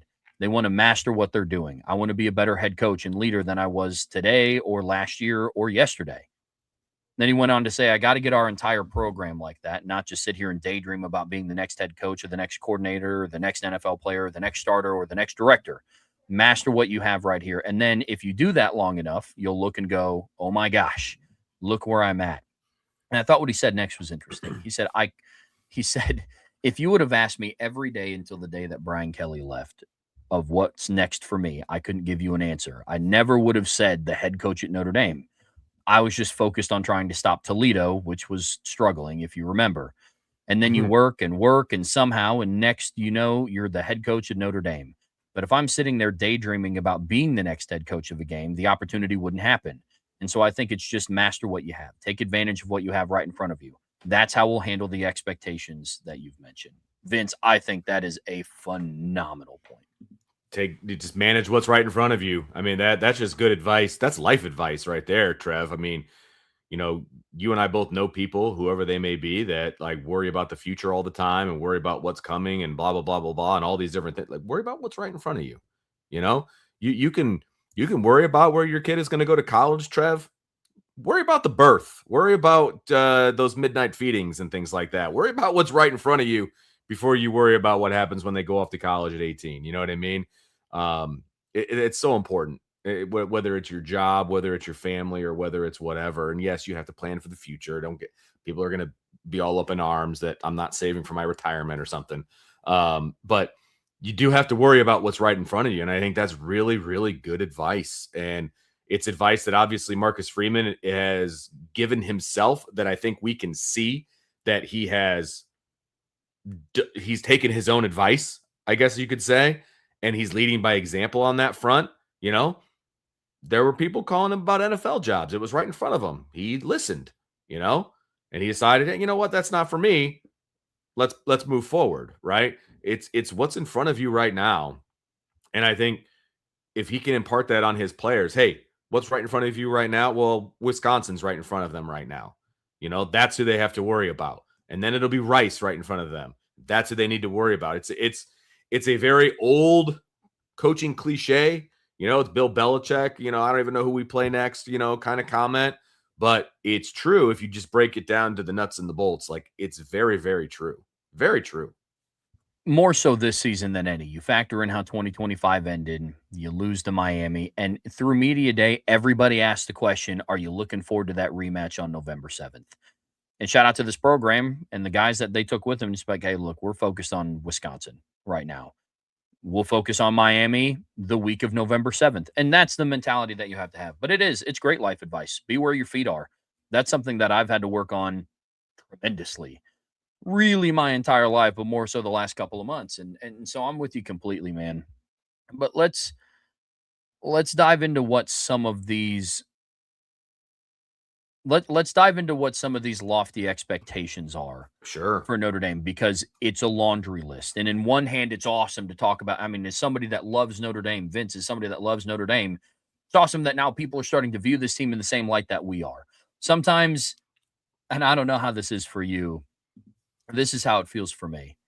Sometimes when I sit down and I start talking about how good I think Notre Dame is, and people just flat out just don't believe me. It's like I feel like then I get imposter syndrome. Like I'm the crazy person for thinking that Notre Dame can be as good as they are. And so it is refreshing whether they're doing it for clicks or not. It's refreshing to see that it's like other people are recognizing the potential of this team. You know what I mean? I know exactly what you mean, and it's funny. I draw the when it comes personally, it's like, do I really want to talk about Notre Dame football, not on the show and not, doing all these other things? And it's amazing how many people want to talk football with you when you're out and about, you know what I mean? And so it's fun to talk about Notre Dame football and be positive about it. And so, yeah, no, you're absolutely right. I want you to go through the laundry list of expectations, and we can kind of cherry pick and talk about each one or whatever. But like, there's obviously so many, both team wide, individually, like the expectations are through the roof for this team. Yeah, they are, man. I mean, first and foremost, you start with how people view their season panning out at the very end. Bill Connolly at ESPN has them as his winner of the college football playoffs. In the ESPN magazine, he wrote that out. And that's where I'm at with this one. I mean, they're the favorites on FanDuel to win the national title, and we've talked about that a lot so far this offseason. But now it's Bill Connolly talking about it. Kirk Herbstreit went on with Pat McAfee yesterday, and he was asked, who's going to win it all this year? Who do you got your eye on? Notre Dame was one of the two teams he talked about. Ironically enough, it was Notre Dame and Miami. Like I mentioned, number 2 favorite on FanDuel to win the Heisman or win the national championship. They have the number 1 favorite on FanDuel to win the Heisman Trophy. When's the last time that we got to sit down and say that Notre Dame? There's been years before it's like, hey, if Ian Book puts together a good season, maybe he works his way into the Heisman discussion. Jeremiah Love, it's maybe he works his way into the Heisman discussion. He was a preseason Heisman favorite last year. But I'm talking, when was the last time a quarterback at Notre Dame was this highly regarded? It's been quite some time. And again, I go back to 2006. Yeah, that's exactly when it's been. I mean, at that, yes, there was hype in 2022 when Notre Dame was ranked in the top 5. So I stand corrected on that part of it. But it wasn't like this. It just wasn't like this. And anybody who's in the chat or whatever remembers 2022. It wasn't like this is. It's completely different. It was just completely different. And it's way more reminiscent of 06 than 22 for sure. Yeah. Oh, absolutely. I mean, they have the highest odds on FanDuel to make the college football playoff. They're the only team in a lot of different sports books where their over-under win total is 11.5. And I know, like, some of these are betting odds, and I get that, and it's to drive money, and I get all of that. But it's not just that. Like I've mentioned, Bill Connolly's talked about Notre Dame a lot. Kirk Herbstreit's talked about Notre Dame a lot. They have top 10 units across the board between Athlon, Phil Steele, Lindy's, ESPN, PFF, CBS Sports. I think about how high Greg McElroy is on Notre Dame this year. You have J.D. Pickell talking about one of his favorite wide receiver quarterback duos in all of the country is C.J. Carr and Mylan Graham. Now, different conversation for a different day because we have not seen that duo in a game yet, but he's not crazy for saying it, in my opinion. They could be one of. I got to see it. I would have Right. probably went with like a Jaden Greathouse first. To be fair, I also have to see the Jaden Greathouse CJ Carr connection in more bulk before I'm ready to say it's one of my favorite duos in the country.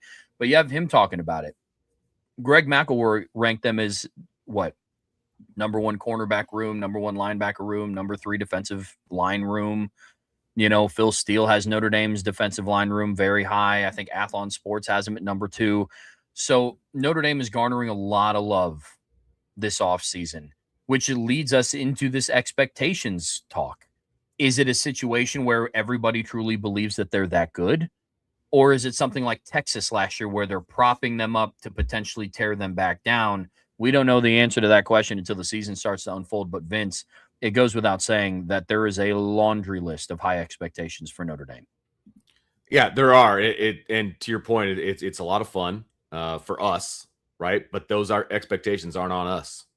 You know what I mean? Like we're not the ones dealing with those expectations and how they need to operate and things like that. And so, this is kind of new territory for a lot of these guys at Notre Dame, and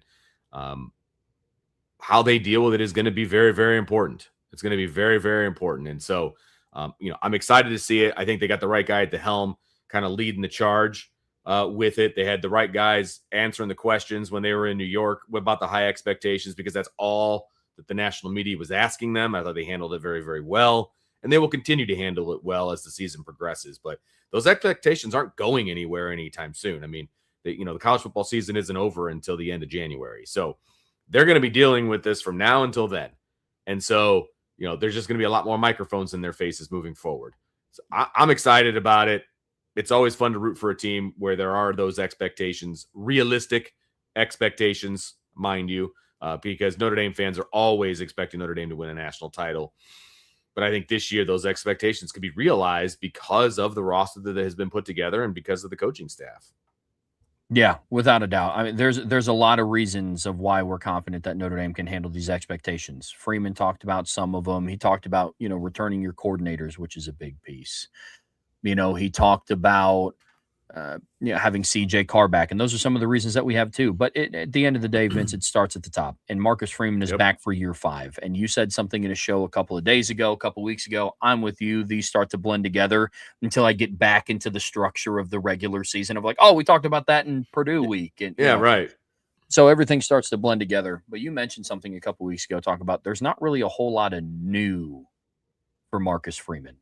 He's coached in big games. He's coached in big away games. He's coached in big home games. He's had really big losses to bad teams. He's had big losses to big teams on big stages. He's had big wins on big stages. And so one of my biggest reasons for confidence is there's just not a whole lot of things that he's going to face this season that he hasn't seen before.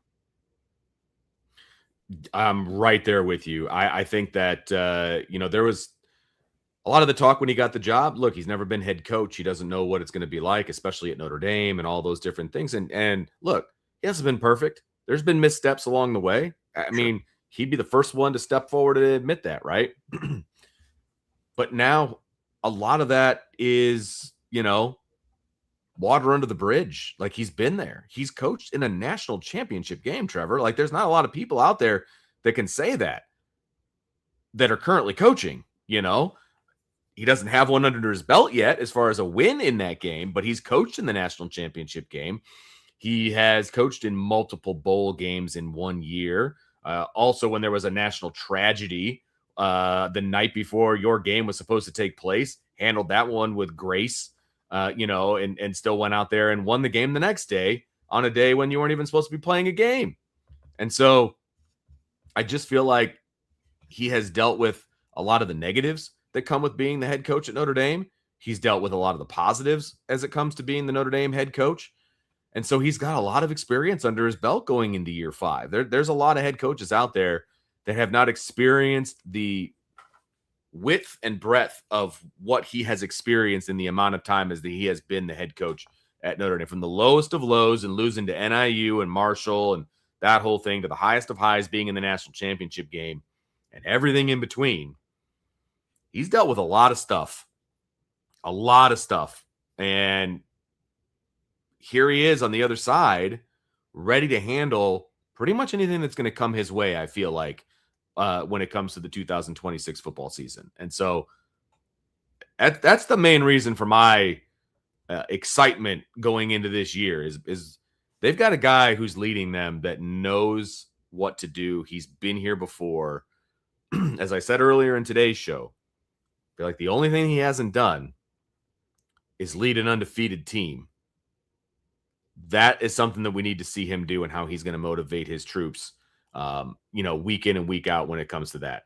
He hasn't done that yet because, as we chronicled, he's always lost in September. And so once you get out of September, he's never had an undefeated team coming out of September. He's never had an undefeated team in the middle of October going into a big game. How does he handle that? But based on the way he's handled everything else, I feel very good about it. You bring up an interesting point. While you were talking, I was trying to come up with this list. We talk a lot about like returning head coaches that have won a natty, and it's a very short list. There's 4 guys. It's Kurt Signetti, it's Ryan Day, it's Kirby Smart, and it's Dabo Swinney. There's also a really short list of coaches who are still active that have even coached in a title. And Freeman is one of those guys. It's the 4 guys that I mentioned. It's Marcus Freeman. It's Kalen DeBoer when he was the head coach at Washington. It's Mario Cristobal. And it's Sonny Dykes from TCU. Is Sonny Dykes still at TCU? That is something I don't know off the top of my head. Let me see here. Yeah, okay. He's still their head coach. So I just didn't know that for sure. Is there anybody else that I'm missing that's still active? I'm going back through and thinking of because some of them have gone on to the NFL, others have retired. But what? The 25 natty was Miami and Indiana. I have both of those head coaches. Obviously, 24 was Notre Dame, Ohio State. 23 was Michigan, TCU. That's where Sonny Dykes comes into play, but Jim Harbaugh's gone. Or no, 23 was Michigan, Washington. And then 22 was Georgia, TCU. That's where Sonny Dykes comes into play. 21 was Kirby Smart again. 2020 was Alabama, Clemson, I think. No, Alabama, Ohio State, and there's Ryan Day again. 2019 was LSU, Clemson. 18 was Clemson, Alabama. 17, I think, was Georgia, Alabama. 16 was Alabama, Clemson. 15 was Alabama, Clemson. 14 was Ohio State and Oregon. Who was the head coach of Oregon in 2014? Was that Chip Kelly? Oh boy, I'm really getting back into the depths. The head coach of Oregon was Mark Helfrich in 2014. So, and I don't believe he's still coaching in college. So that's where I'm at, man. Marcus Freeman is one of, what is that? 1, 2, 3, 4, 5, 6, 7, 8 coaches active right now that have coached in a national title game, to your point. And so that was very long-winded. My apologies there in my short little trip down memory lane. That's impressive, if you ask me. Thanks. You're welcome. But it's a little Brian-esque. Little trip down memory lane. Marcus Freeman is one of 8 head coaches who have coached in a national title game. Might be a good article for later. But the other reasons for confidence on Notre Dame's coaching staff, you have Mike Denbrock, who's going into year 3. We've talked about how him and CJ Carr bring together one of the best coordinator-quarterback duos in the entire country. Yeah. And that's going to be absolutely huge. And Mike Denbrock has shown continued improvement every single year. With every single year added, his offenses get better. He had that track record at Cincinnati. He had that track record at LSU. He had that track record at Notre Dame in his first time around with the Irish. So confident there. And a big one is Chris Ash going into year 2. Massive. Yeah, no, 100%. I the Denbrock Carr thing is huge.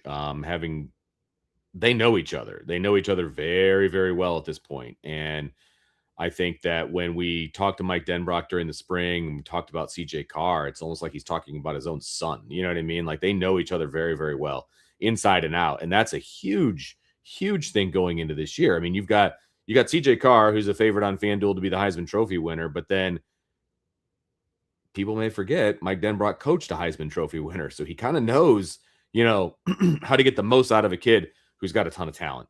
And every year that Mike Denbrock's at Notre Dame, his offense is shaped more in the way that he wants it to be shaped, right? When you come in year one, it's like, okay, here are your pieces. Go make an offense. Like, that's kind of how it is. And then in year two, it morphs a little bit more into what you want it to be. Year three, it morphs more into what you want it to be. And so this is going to be as close to an offense as he wants it to be as it has been since he's been at Notre Dame during this stint. So I think that's absolutely massive. If we were talking about, less continuity, a new offensive coordinator, or even a new quarterback, we'd have less conviction that Notre Dame was going to be as good as they're going to be in 26. This is a very 1B kind of a situation. To Marcus Freeman being the head coach, it's a big part of it, no doubt about it.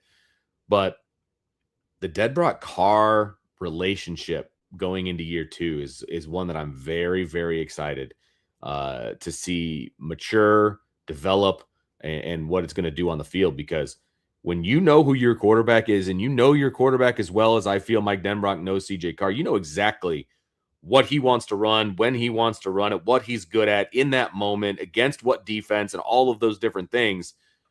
And CJ Carr has the faith in Mike Denbrock that that's what's going to get called. And that relationship that matters. It's important. I'm excited to see it. Another big reason, and I had an article come out about this a couple weeks ago. I think Notre Dame is good in all the right spots. One consistent that we see, and Vince, you brought up a good point in our show earlier this week, that for Notre Dame to win a national title for their program, it's going to be Notre Dame specific. So they don't need an LSU 2019 receiving corps. They don't have to have Joe Burrow at quarterback because of the way that the program is put together. But one of the consistents, though, is that previous title winners have been really, really good in 4 key areas: quarterback, offensive line, defensive line, and secondary. I think back to Indiana, Ohio State, Michigan, both Georgia teams, Alabama, LSU. They were great in all those areas to varying degrees. Was Stetson Bennett as good as Joe Burrow was? No. But they both still have titles because to varying degrees, they were still really good for those teams. Notre Dame enters this season really good in those areas. You have CJ Carr and all the things that he's projected to do.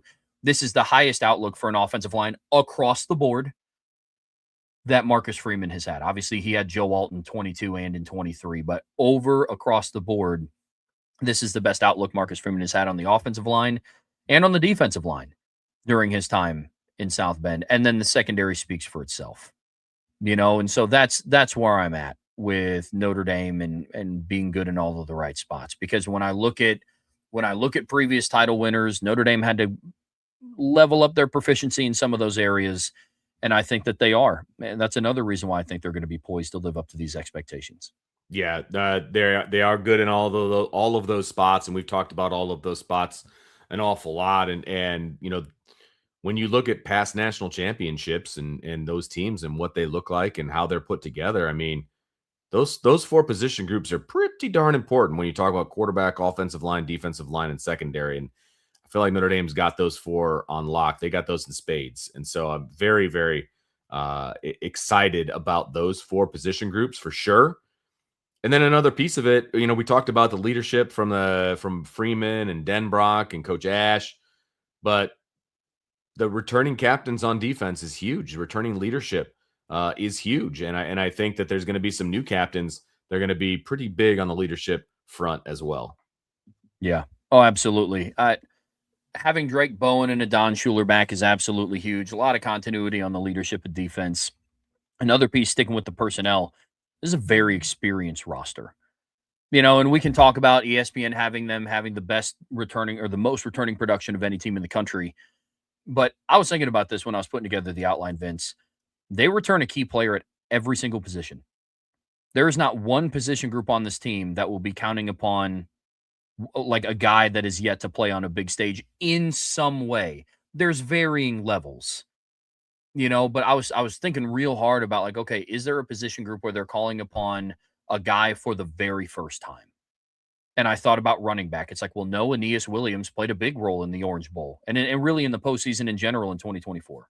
And I started thinking about tight end. It's okay, that one maybe, but you've had Ty Washington, who transferred in from Arkansas, who played Ole Miss on the road really tough in 2023. Cooper Flanagan made a couple of big catches against Texas A&M on the road in 2024. So there's a lot of players in that room that have made, or there's a couple of players in those rooms that have made big plays on big stages. Like there's no position group on the team where they're relying on like a brand new person across the board. So you return key players in every spot. Quarterback, you got CJ Carr. Wide receiver, I think Faison and Greathouse speak for themselves. The offensive line, you bring back Gerby and Anthony Knapp and Ashton Craig. On the D line, you bring back Bubakar and Bryce, who played in the playoffs as a true freshman. You bring back Jason Onye. Keon Keeley was in the playoffs last year. Tion Gray was in the playoffs last year. Linebacking core and secondary speak for themselves. And so being able to return those key spots is absolutely huge, Vince. There's a laundry list of reasons as to why we believe that this team can live up to expectation. I want to throw a curveball at you because I didn't put this in the outline, and I didn't think about it until really about 2 minutes ago. Yes. What do you think some of the potential stumbling blocks are, though? Because we'd be remiss if we were just like, it's all going to be perfect, guys. Like, don't worry. So what do you think? Well, I mean, I'm going to go ahead and just take this one and just put it off to the side. But injuries are one that you cannot predict. You don't know how it's going to operate. And we'll just put that off to the side. You know what I mean? Because you can always say, well, barring injury, this is going to, So obviously injuries is a stumbling block. We're just going to put it off to the side. Every team has injuries. We just don't know where they're going to be. So whatever, injuries. I think other than that, it's, playing up to the potential of these players, right? Does Aeneas Williams not step up and be the guy that we think he can be in the running back room? That kind of a thing, from a leadership standpoint, from a production standpoint, I think. And again, when I say these things, as I'm not predicting them to happen, you're asking me what could possibly take place. And that's actually pretty low on the list because I don't think you need elite running back play to win a national championship. You didn't have it last year. And so that isn't even really a thing. I'm just going off the top of my head here. I would say most people are probably worried about Chris Ash. They're worried about a beginning of the season like they had in 25 and how that could derail the season right off the bat. I don't personally see that happening because we haven't seen that since September of 2025. We saw a pretty darn good defense take the field, the last 9.5 games. And so I feel like that's the way it's going to be moving forward. So I feel confident in it, but that is a potential stumbling block, right? I think another stumbling block, could be, is this is a major one here. This is one, not that I'm saying will happen, but will affect a lot of it. Would be, does the offensive line and the defensive line not live up to those expectations on the field, right? There's some new, they've moved some pieces around on the offense. They've brought in some guys on the defense. I'm talking about the lines. We think those are some great moves. We think all those moves are the way they should be. But what if they're not? Like, what if the offensive line doesn't gel? What if they're not where they need to be? And what if, CJ Carr's on his back more than he should be? What if he doesn't have time to throw the football the way he should be? What if they're not opening the holes for the running backs the way they should be? What if the defensive line, what if Notre Dame gets run on a consistent basis because the defensive line just isn't great in the run game the way we anticipate that they're going to be? All of those things could really harm Notre Dame. Now, here's the other piece of it, though. I say all those negative things, right? And I want to get your take on it, too, so I'm not the only negative guy. But I say all those negative things. It's hard for me to fathom a lot of these position groups not living up to the potential because we've seen it on the field. And we've seen it consistently on the field, like the secondary, for example, the linebacking core. Like, we've seen both of those groups play at a high level. I don't see why that would change, going into 26. We talked the other day about how if the wide receiving core doesn't play championship level football year in and year, the whole year, they can still win a title like that. So I feel like they have a little bit of that stumbling blockish built in where they can overcome it. There would have to be, and the biggest one, here's the biggest one. Brian brought this up the other day and I forgot about it. What if there's a team out there that's just better than Notre Dame? What if they go up against a team in the playoff that's just better. And they just beat Notre Dame. Notre Dame plays great, and they just get beat. That is a legitimate possibility. There's 7 teams that could win the national title this year, in my opinion. On any given day, one of those teams could beat Notre Dame, even if Notre Dame plays great. So the opposition could be the biggest stumbling block for Notre Dame for me. I agree with a lot of the things that you talked about. I don't have too many personnel concerns because of what you talked about. We've seen all of these guys. The 2 personnel things that I'm concerned about that could be a stumbling block. One is I've hedged a lot of bets on just saying that Anthony Knapp is going to be an elite player inside because that's where he projects. Until I see him in a game at left guard, I don't know what level he's going to be at. I think the floor is exceptionally high for Anthony Knapp at left guard, but that is a personnel change that I'm interested to see how it happens. The other one's offense, or the other one's offense. The other one's wide receiver, because we have to project quite a bit. It's what will Mylan Graham do with 9 career catches? What will Quincy Porter do? Will Cam Williams take that jump? Will Jaden Greathouse stay healthy for the entirety of the season? So those are my personnel ones. All of the other ones are big picture. Will they remain focused?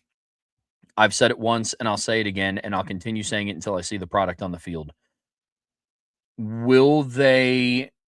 Will kind of that fire that's driven them through the offseason kind of be dimmed a little bit because they exercise some of those demons against Wisconsin, Rice, Michigan State, and Purdue, and North Carolina and Stanford? It's really easy right now to be like, man, that they're not ready for us. Like they're not going to want to play us. What happens when you rattle off 6 straight wins? Is that same level of fire still there? That's a concern that I have. And then the other ones are like philosophical things. Will Chris Ash remain aggressive on defense? Will he be the latter version of himself rather than the former that we saw in the early part of 2025? I'm with you. I have to see him do it, but I have also seen him call a good defense in the back half of the season that finished in the top ranks of the country. So that's where I'm at. That's where I'm at with that one, Vince. It's potential stumbling blocks, but folks, I know it kind of sounds like we're ending on a negative note, so my apologies for asking that question at the end of this segment. But there are a lot of reasons for optimism and belief as to why this team can get this job done and end this championship drought in 2026. The list is very long, and it certainly outweighs some of the negatives. But now it's about going out and being able to prove it and showing that you can do it. It's gonna be fun to watch. I can tell you that much. I haven't looked forward to a season like this in a long, long time, and I'm really looking forward to seeing what Notre Dame does with these expectations, how they operate, and what the games are going to be like.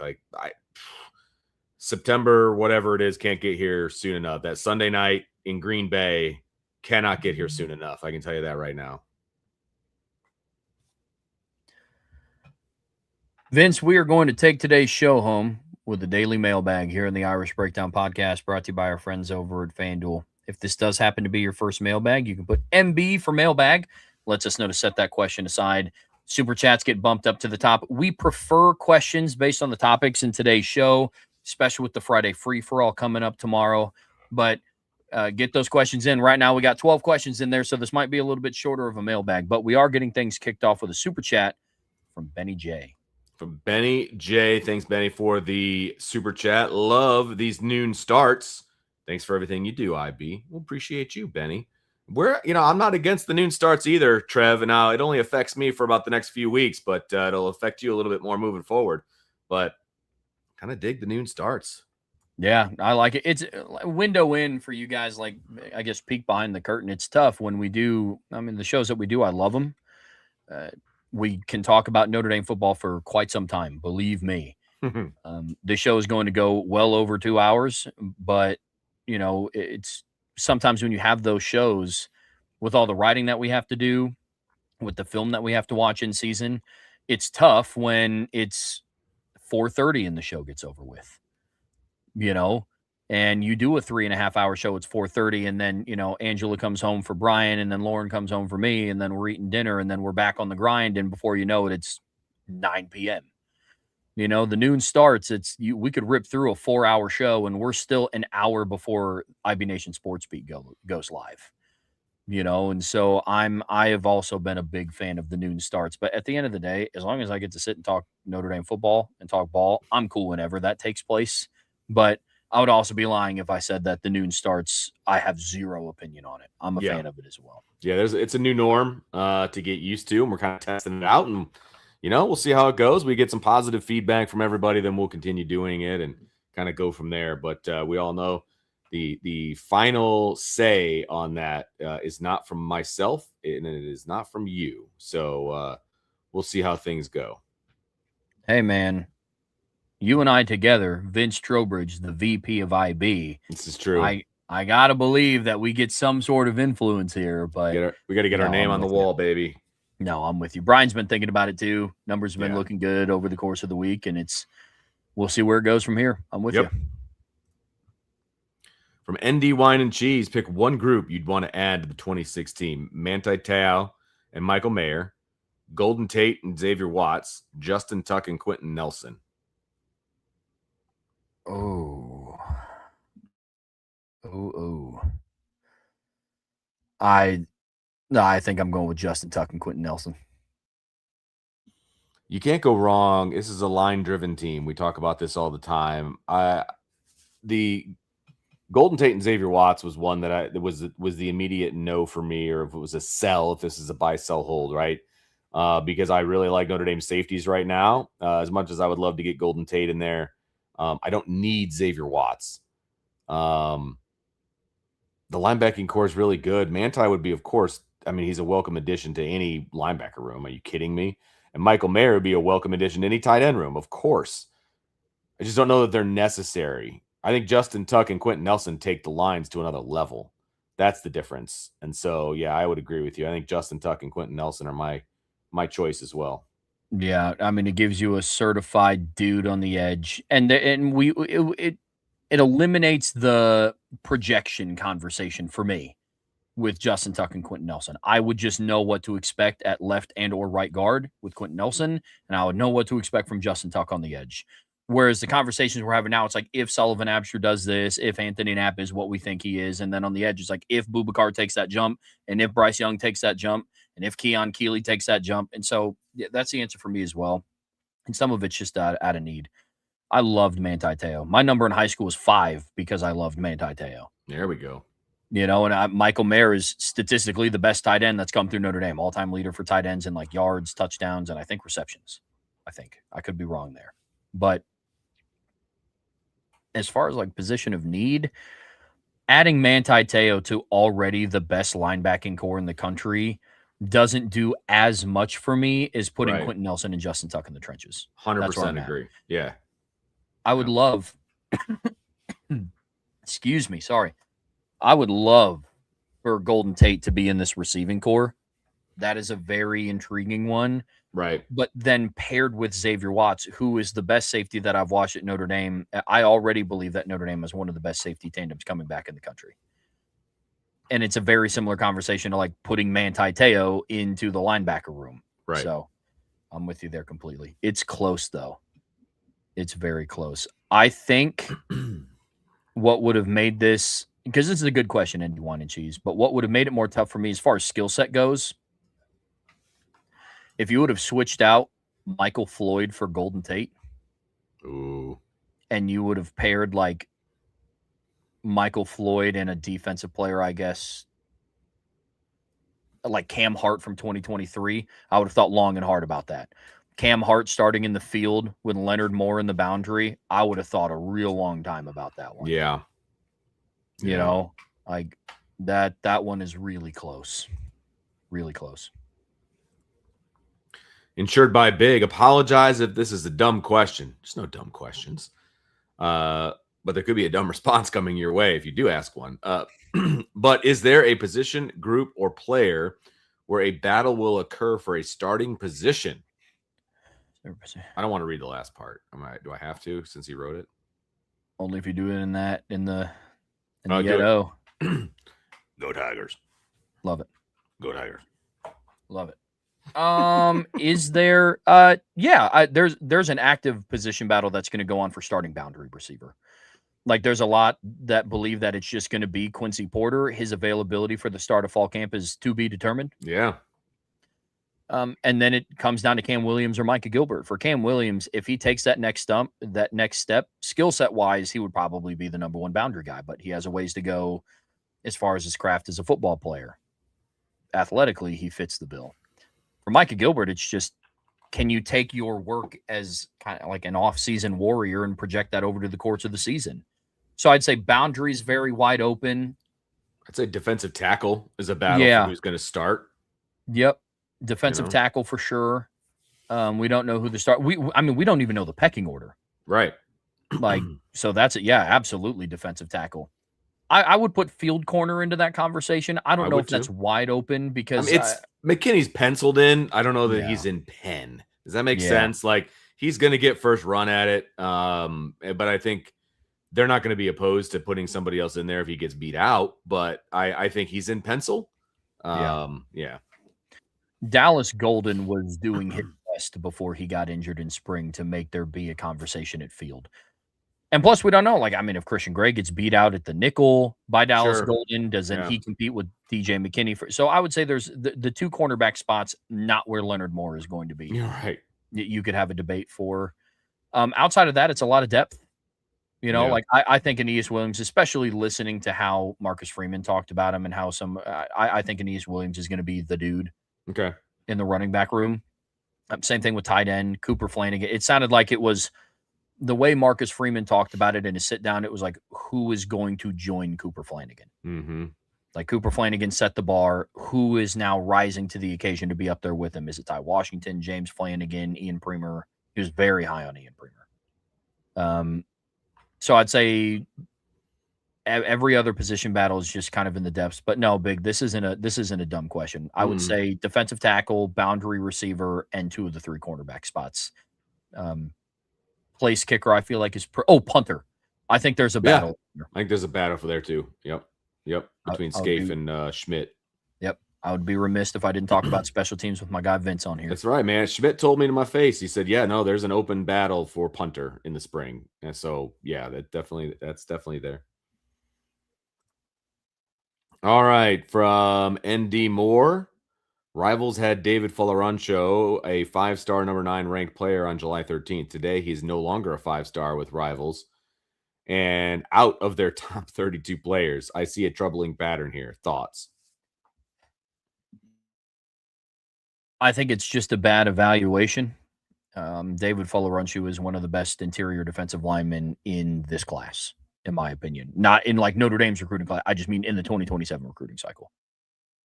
I don't know if there's a troubling pattern with like Rivals on 3 because they historically, I don't think on 3 has an anti-Notre Dame bias. I think 247 does. I think on 3 Rivals just does bad evaluations sometimes. Some of it, ND Moore is also, some of it's just for clicks, so they can roll out like new 5-star alert or something like that. Or so I think that's what it is.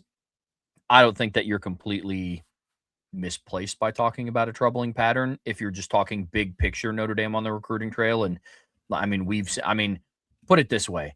I think if David Folarancho committed to like Texas, I don't know if he's no longer a 5-star. I think that's fair to say. But the one thing I will say is on 3 Rivals, I don't think drops a player's ranking just because they signed with Notre Dame. I do believe that 247 Sports will do that from time to time, though. That's where I'm at. Cool. I'm going to let you roll on that one. ND Wine and Cheese, I know generally speaking, there is an unwritten rule about running up the score, but what if Notre Dame said, screw it, and called deep balls up 50 on like North Carolina? Is that an acceptable thing to do? Vince, what do you think?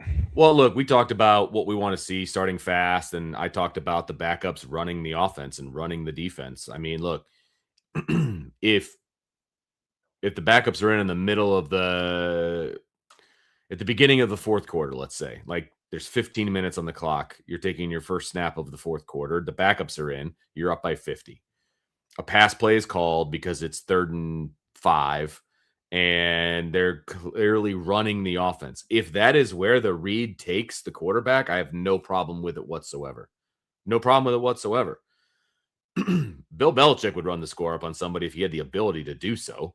He did in the NFL, he'd do it in college. So like I don't feel like it is unacceptable. Now, if there's 1 minute to go in the game and like clearly the white flag has been raised, that kind of a thing, then you're not doing that. But when it's obvious that you're still running your offense, you're running your defense, there's still time left on the clock, significant amount of time. I don't think it's unacceptable. But there's a fine line. You got to read the room too. In this day and age of college football, I would argue that it is definitely an acceptable thing. I mean, Kurt Signetti, his first year at Indiana, had Curtis Rourke in the fourth quarter throwing bombs against just an absolutely putrid Purdue team. Mm-hmm. Like in this day and age, I mean, one of the things that worked in Miami's favor last year is they kept in Carson Beck running a 2-minute drill, throwing fades to Malachi Toney at the end of like the Virginia Tech game to widen their margin of victory. Now, there's a right and wrong way to go about it. I don't think it should be CJ Carr doing those things if they're up 50 on North Carolina, because then you do start getting into the level of respect thing. Yeah, that I agree with. But I do believe that in this day and age of college football, margin of victory matters. We've seen a very, very wavering playoff committee make decisions based off of I feel, I felt, I whatever. If it's within the confines of the game and you're doing it with your second team offense, yeah, by all means, run your offense. If that dictates throwing a 50-yard bomb with Noah Grubbs or Teddy Gerard or Blake Hebert, then do it. Because here's the other piece. The defense has to stop it. If they can't stop it, what's the difference between Jonas Walton ripping off a 60-yard touchdown run in the waning moments versus throwing a go route to Devin Fitzgerald? To me, there's no difference.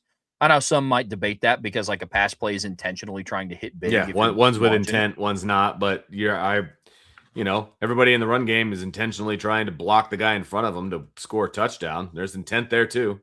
That's my point. It's like, so what, would you ask Jonas Walton or Javian Osborne to then take a knee if they burst into the open field? No, you ask them to go house the dang thing. So that's where I'm at with this one. Is it acceptable? I think depending on the fashion that you do it. Pull your starters, continue to run your offense. Yeah, I'm all for a fan of like the villain era of Notre Dame and like lean into it, but it's more so like they're not going to like you regardless. Right. So don't try to appease the other people. It's not necessarily go out of your way to be I guess a word that I can't really say live on a show. Don't go out of your way to be that guy. Yeah. But no, if it's done the correct way, I'm all on board for it, but that's just me. Love it. Sine, cosine, tangent. Can IB take photos like Wisconsin Media Day asking for a friend? We're never in the same room long enough. However, you and Brian live in the same neighborhood, and I'm in your guys' neck of the wood today. Can you imagine if we just copied some of those pictures that Wisconsin took? That would be an ultimate troll job. Did you see that they took them down, by the way? Did they really? The football team is the one that put it up. They took them down. Like they basically got trolled so hard they took them down. Well, I can't say I necessarily blame them. That one, look, I never want to speak for Brian, but I can confidently say that we will not be doing those things. No, I don't think so.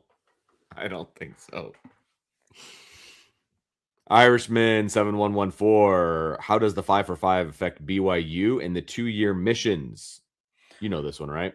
Yeah, there's exceptions. Like there's exceptions for like religious missions, and I think for like female sports, like if you get pregnant, like that's an exception to the 5 for 5 rule. And then isn't there one for like military? Yeah. Yep. So BYU would be able to go on their 2-year missions, and they still would fall within the confines of the 5 for 5. So like if this rule, for example, like was in place when Kahanu Kia went on his after the 2021 season, he would come back with just 4 years remaining. Right. So there's a 25-year-old that is going to be a first-year player on my son's team this fall because he was in the military. So there you go. It's going to be interesting. There you go. Yeah. ND Wine and Cheese, is Notre Dame truly natty or bust in 2026? Like it's something all kinds of teams say, but will anything less than a natty truly feel like a letdown to the Notre Dame fans and team? That's such a tough question. I hate the championship or bust, kind of a mentality. Now, like I said, what could be a potential stumbling block for what if they run into a team that is just historically good? You know what I mean? Like Ohio State had a pretty good team in 2019. LSU was historically good and they just got beat. You know what I mean? Like it's that kind of a thing when it comes to, if they don't win a championship, is the whole season a bust? No, it's not. But they've got to make some waves. I mean, they're going to have to get pretty deep for it not to be a quote unquote bust. But I don't think it's championship or bust. I don't think that. I go back and forth every time I get this question. Because on one hand, I agree with a lot of the stuff that you said, Vince. Like, look, is the expectation this season to compete for one? Absolutely. Is the standard at Notre Dame year in and year out to win a national title and compete for a title? Yes, it is. Absolutely. Here's where I'm at with this one, truthfully. There's a world where they run into a better team and it's not a letdown. There's a world where they lose in the semifinals and it's not a letdown. I will say, I do firmly believe if they don't make the CFP semifinals this year, that is a letdown. I just don't see there being a team in the quarterfinals that beats them. I struggle to see that. On the flip side of that coin, the thing that makes me a little bit nervous is if not this year, what else do you need? Now, maybe that's the wrong way to look about it, but we just spent the last 2 hours talking about Freeman going into year 5, Denbrock in year 3, Chris Ash in year 2. You have a returning starting quarterback, 2 returning defensive captains. You return the most production in college football. You just brought in the number 1 recruiting class in 2026. My fear is that if it doesn't happen this year, barring it being a scenario like what Vince talked about, like look, Alabama in 2019 had Tua, Najee Harris, Devontae Smith, Jalen Waddle, Jerry Jeudy, Pat Surtain, Henry Ruggs, Trayvon Diggs, Jordan Battle, and they had 2 losses in the regular season, and one of them was to that 2019 LSU team. So maybe it's a scenario like that. But if it doesn't happen for Notre Dame this year, my fear is like, what else do you need? Because then I'm thinking about our jobs and what we talk about in shows. It's like, why are we confident Notre Dame wins it this year? Well, Freeman's in year 6 and Denbrock is in year 4, and now Ash is in year 3. And so now we really know. And it's like, and then they have a returning starting quarterback again. And so, like, now, having said all of that, does that mean that it is like a law? Like, is all hope lost? No, because they did just bring in the number 1 recruiting class in 2026, and they have a top 5 recruiting class as of right now committed in 2027. So is all hope lost if they don't do it this year? No, that's why I don't think it's natty or bust, because that to me has more of like a down the road effect as well. But I will say, Andy Wine and Cheese, I've thought about that quite a bit, because it's, if not this year, what else do you need? Because then I feel like Notre Dame is going to get back into this pattern of like, wait until. And I don't like that. I don't like that feeling. So I get it. Time Cone, is Irish offensive line good enough to push the Oregon defensive line enough to get 150 yards rushing? That matchup could happen. Yeah. Let me just say this. If it happens in the playoff, I feel really good about it, because Oregon's just, they get pushed around in the playoff. So I like Notre Dame's chances if they meet in the playoff. Yeah, I mean, 150 yards is absolutely doable. Northwestern rushed for 178 against Oregon last year. Washington went for 154. James Madison went for $186, and Indiana went for $185. Yeah, I think Notre Dame's offensive line is good. And now, look, we just did the defensive line top 10 rankings yesterday, and we had Oregon at number 1 because they return, Bear Alexander and Amari Washington and Tatum Tuioti and Mateo Uyunglele. And so they have a really good defensive line coming back.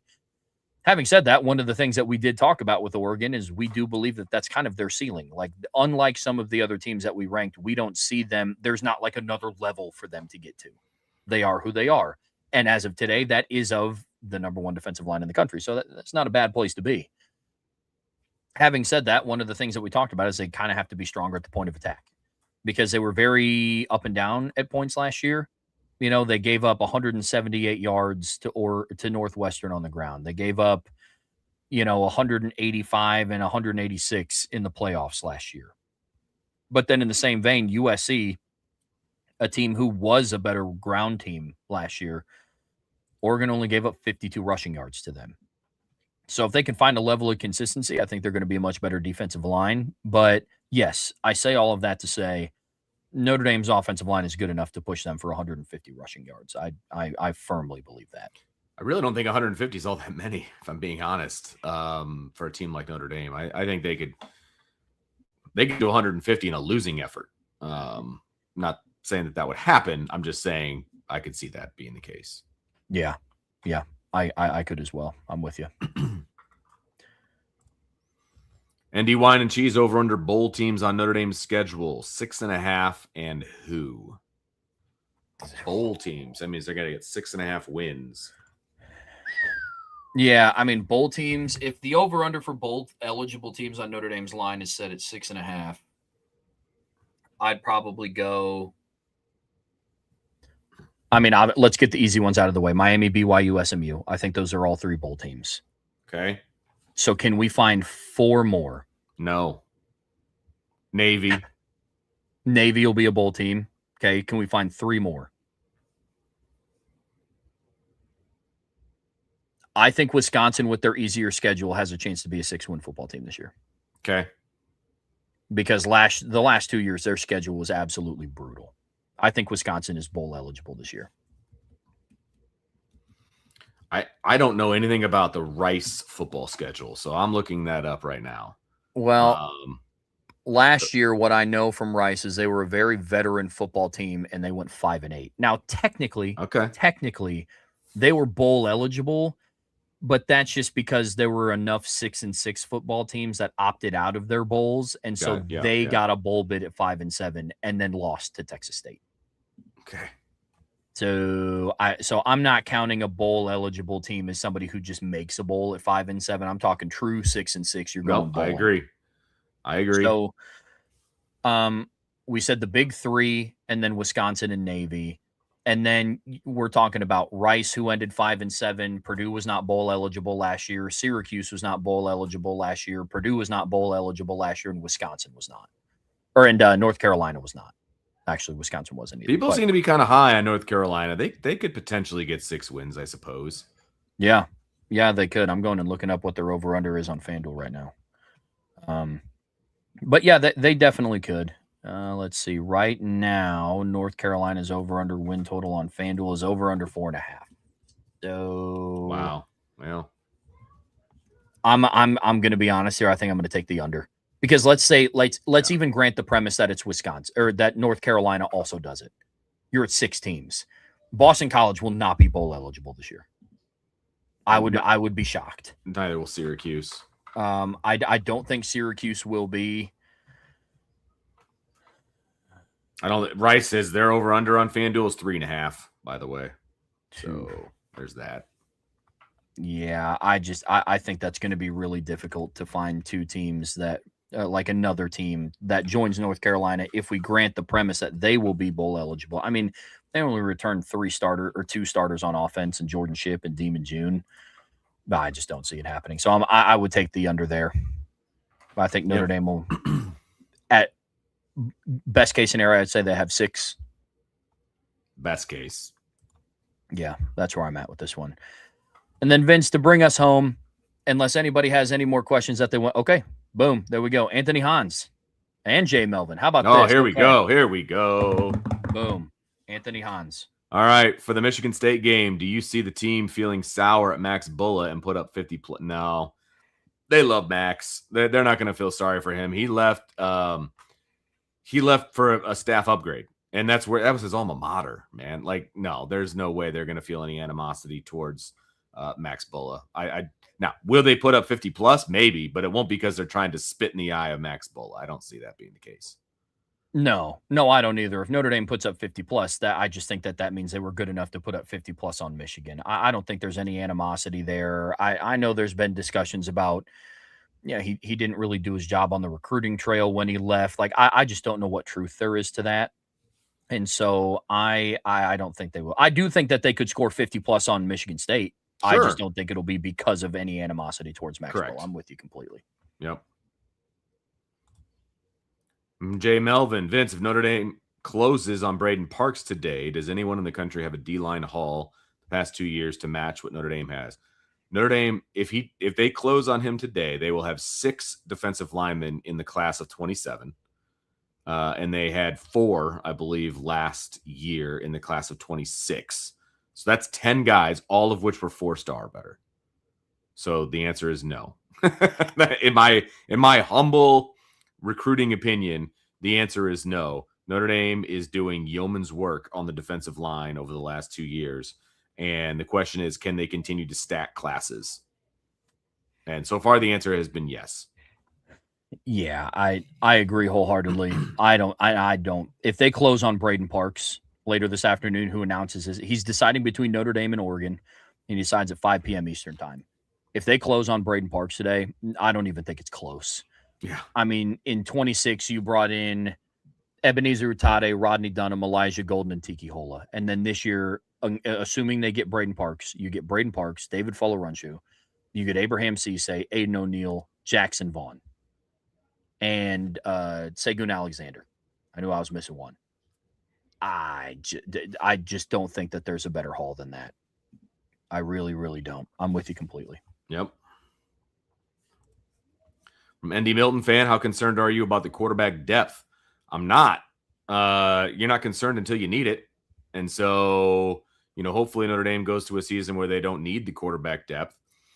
The other nice thing is, as long as it's not a season-ending injury to CJ Carr, I'm fine with the depth at quarterback, especially because of the talent that would be around whatever quarterback goes in, whoever the QB2 is. There's talent in that room, and they'll put the right guy, in the succession plan to take over. And so I'm fine with it. I mean, the days of stacking 5-star quarterbacks, are over because guys transfer out when they realize that their path is blocked. So they've got a bunch of talent there right now, and we'll see how it goes. But I'm fine with the quarterback depth as we look at it. I'm same page here, man. I mean, look, backup quarterback is one of those things where it's you rather have it, not need it, than need it and not have it. Yeah. And so that puts me in a weird spot. It's like I'm confident in the skill level, but you're never going to know the readiness of a quarterback until he gets into that moment. I was confident as all get out about CJ Carr, but until I saw him line up and take a snap against Miami, I didn't truly know what he was going to be. And then we got that answer very quickly. I have all the confidence in the world that one of Blake Hebert, Teddy Girard, or Noah Grubbs is going to have the skill set to win at Notre Dame. So I'm not concerned about it. And in an ideal world, like I said earlier in the show, backup quarterback is one of 2 spots that I just don't even want to see out of necessity. I just don't. I mean, in a perfect world, you don't see any backup out of necessity. Right. But that's the one that I only want it to be earned because they're up by 40 and CJ Carr's kicking his feet up on the sideline, drinking a Gatorade, watching Noah Grubbs rip Purdue's second-team defense to shreds. Like that's the only time I want to see it. Agreed. No, I'm with you there too. But there's talent there. There is. Matthew Wyrick, who would be a dark horse for team offensive MVP as well as defense? Ooh, okay. A dark horse. Anthony Knapp would be a dark horse for offensive team MVP.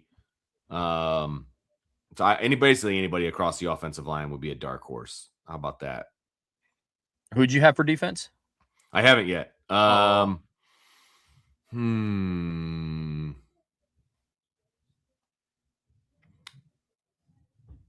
say Christian Gray could be a dark horse for MVP on defense. I got a lot of faith in Christian Gray and what he's going to be able to do this year. And, people are automatically going to think Drake Bowen, Leonard Moore. They're going to think Briante Johnson. They're going to go all over the place, and they're not going to pick Christian Gray. So he would be my dark horse on defense. I like it. My dark horse on offense, I'm going to go Kedron Young. Defensively, I'm going to go Jason Onye. For a lot of the reasons that you listed off, I think a lot of it's going to go to Briante Johnson, Leonard Moore, Boubacar Traore. if Jason Onye can be who he was in the first half of the season in 2024 and the second half of the season in 2025, he could have a monster year. Absolute monster year. So that'd be mine. I love it. I love it. Bobo, would you rather add Miami as a permanent annual rival or have Michigan back on the schedule? I want both. That's what I want. It's not an either or to me. You're an independent, and so you get to make your schedule. I want both. I would prefer both. I will say this. After recent events, I would rather have USC back on the schedule for me than Michigan. But I would also not be upset if Michigan got added. But now it's an and conversation, not an or. Right. I mean, in an ideal world, dude, I was talking with a buddy about this the other day. Do you know how much of a Notre Dame schedule that 2012 season was? Like, think about it. You had Purdue, Michigan, Michigan State, USC, Miami, Navy. You had your big game against Oklahoma. That was about as Notre Dame of a schedule as you can put together. I mean, goal line stand against Stanford. Yeah, Stanford. I completely forgot about them. They haven't really been that memorable the last couple of years. No, they certainly haven't. But they were good then. They were then. They absolutely were. That was the most Notre Dame schedule that could have been played. If it looks like that, just like every year, Navy and Ireland, you know what I mean? Like that was a good point. That's my thing. All right, another one from Chief here. All right, your craziest prediction for this year. Mine is Ole Miss skull drags LSU. Okay, let's split this into two, Vince. Give me a crazy Notre Dame prediction, and then give me a college football one. Man, a crazy Notre Dame prediction would be Notre Dame skull drags Miami at home. Yeah, that's just to make our Miami friends in the chat upset. That would be the big. That would be the biggest, prediction. 'Cause I do think that game will be somewhat tight, but yeah, that's what I would say for that one. As far as for college football, man, that's a good one. I'm not sure on that one just yet. I got to think about the scope of college football for a second. While you think, I'll give my Notre Dame one. My Notre Dame prediction for the year, I guess craziest prediction, I don't think they play in a single one-possession game. I think they go undefeated and beat every opponent by at least 10 or more, including the postseason. That's my crazy prediction. Including the postseason is what did it for me on that one. Holy cow. Mm-hmm. Wow. Yep. How about that? And then college football prediction. Ooh. That one's How about this one? A 6-6 Clemson team fires Dabo Swinney. Oh. There's my craziest prediction. Okay, I like that. Here's mine. Navy makes the college football playoffs and doesn't go home after the first round. Ooh. I like that. They're just gonna play some team that's just not used to playing the triple option. And we'll see. But my crazy prediction is Navy makes the CFP and doesn't go home after the round of 12. Ooh.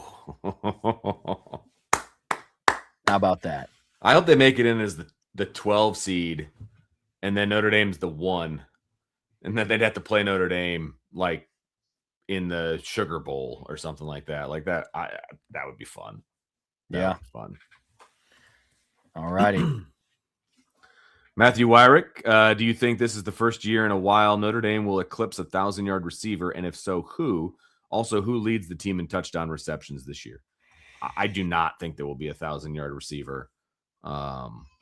Maybe I'm crazy, but I don't see that one. I don't see that one coming. And I think Mylan Graham is going to lead the team in touchdown catches. Oh, okay. No, I also don't think there's going to be an 1,000-yard receiver. I think it's going to look very similar to what Texas Tech did last year. Caleb Douglas had 54 catches for 846 and 7 touchdowns. Reggie Virgil had 57 receptions for 705 yards and 6 touchdowns. Coy Eakin had 48 receptions for 637 yards and 6 touchdowns. You had Terrence Carter, their tight end, 55 catches, 624. So they had 4 pass catchers with 620 yards or more. That is something I absolutely could see in Notre Dame's future, especially if somebody emerges as a pass catcher at tight end. Who leads the team in touchdown receptions this year? I'm going to go Jaden Greathouse. I just, if he's healthy and back in the lineup, his skill set is such that I think he could be a big old weapon down in the red zone. So I'm going to go Jaden Greathouse. Sweet. Anthony says, Locked On Recruiting says Notre Dame D-line recruiting the last 2 years is as good as Nick Saban's 2010 and 2011 class. Would you agree to that statement? Well, let me go through and see who was in Alabama's 2010 recruiting class, because I've exhausted all of my going back into the depths prowess for today. So in that class, they had, looks like, let's see. I mean, going back to 247 Sports, it looks like they brought in Wilson Love and Brandon Lewis on the D tackle. Those are all the guys that signed. I feel like there's got to be more than just having 10. I feel like they had more than 10 enrollees. Hang on. Let me try to find this. There we go. Okay, so they had at D-line, Alfre Hill, Brandon Ivory, Wilson Love, Adrian Hubbard. In the right year? Yeah, that's 2010. And then in 2011, they brought in... Oh, come on. It's loading. Apologies. And then in 2011, they brought in Jesse Williams, Jeffrey Pagan, DJ Petaway, LaMichael Flanning, Quentin Dial, Xavier Dixon. Yeah, I would say that it's in contention. Yeah, I would absolutely say that it's in contention to be. I mean, what I know for sure, and Anthony, I would ask this question. If you want to, bring it back up again tomorrow in the Friday free-for-all if you're able to make it for that show, because Brian would be able to do this question much more justice than I would be able to. But yes, I would absolutely say that Locked On Recruiting would be. But what I know is that IB Recruiting, I know that this is the best 2 years that Notre Dame has been recruiting the defensive line in my lifetime, in back-to-back most complete classes. Got one in here from Justin K. Vince, I want to get your thoughts on this one. Will Notre Dame have a 1,000-yard rusher this year? 100%. Yes, absolutely. I think they'll have a 1,000-yard rusher. I was going back in the archives here trying to see when was the last time Notre Dame didn't have a 1,000-yard rusher. And I know the answer. Do you know the answer? Because I haven't gone back far enough to find said answer. So Yep. In 2022, Audric Estime finished with about 900 yards. Okay. And then in 2019, Tony Jones Jr. didn't, and then in 2018, actually Dexter Williams didn't. But there's reasons for all three. Audric Estime didn't do it in 2022 because Logan Diggs had 800 rushing yards, so they combined for over 1,700. In 2019, Tony Jones didn't because he got hurt for a game. And then in 2018, Dex was suspended for the first 4 games of the season, and he still finished with like 900 rushing yards. Right.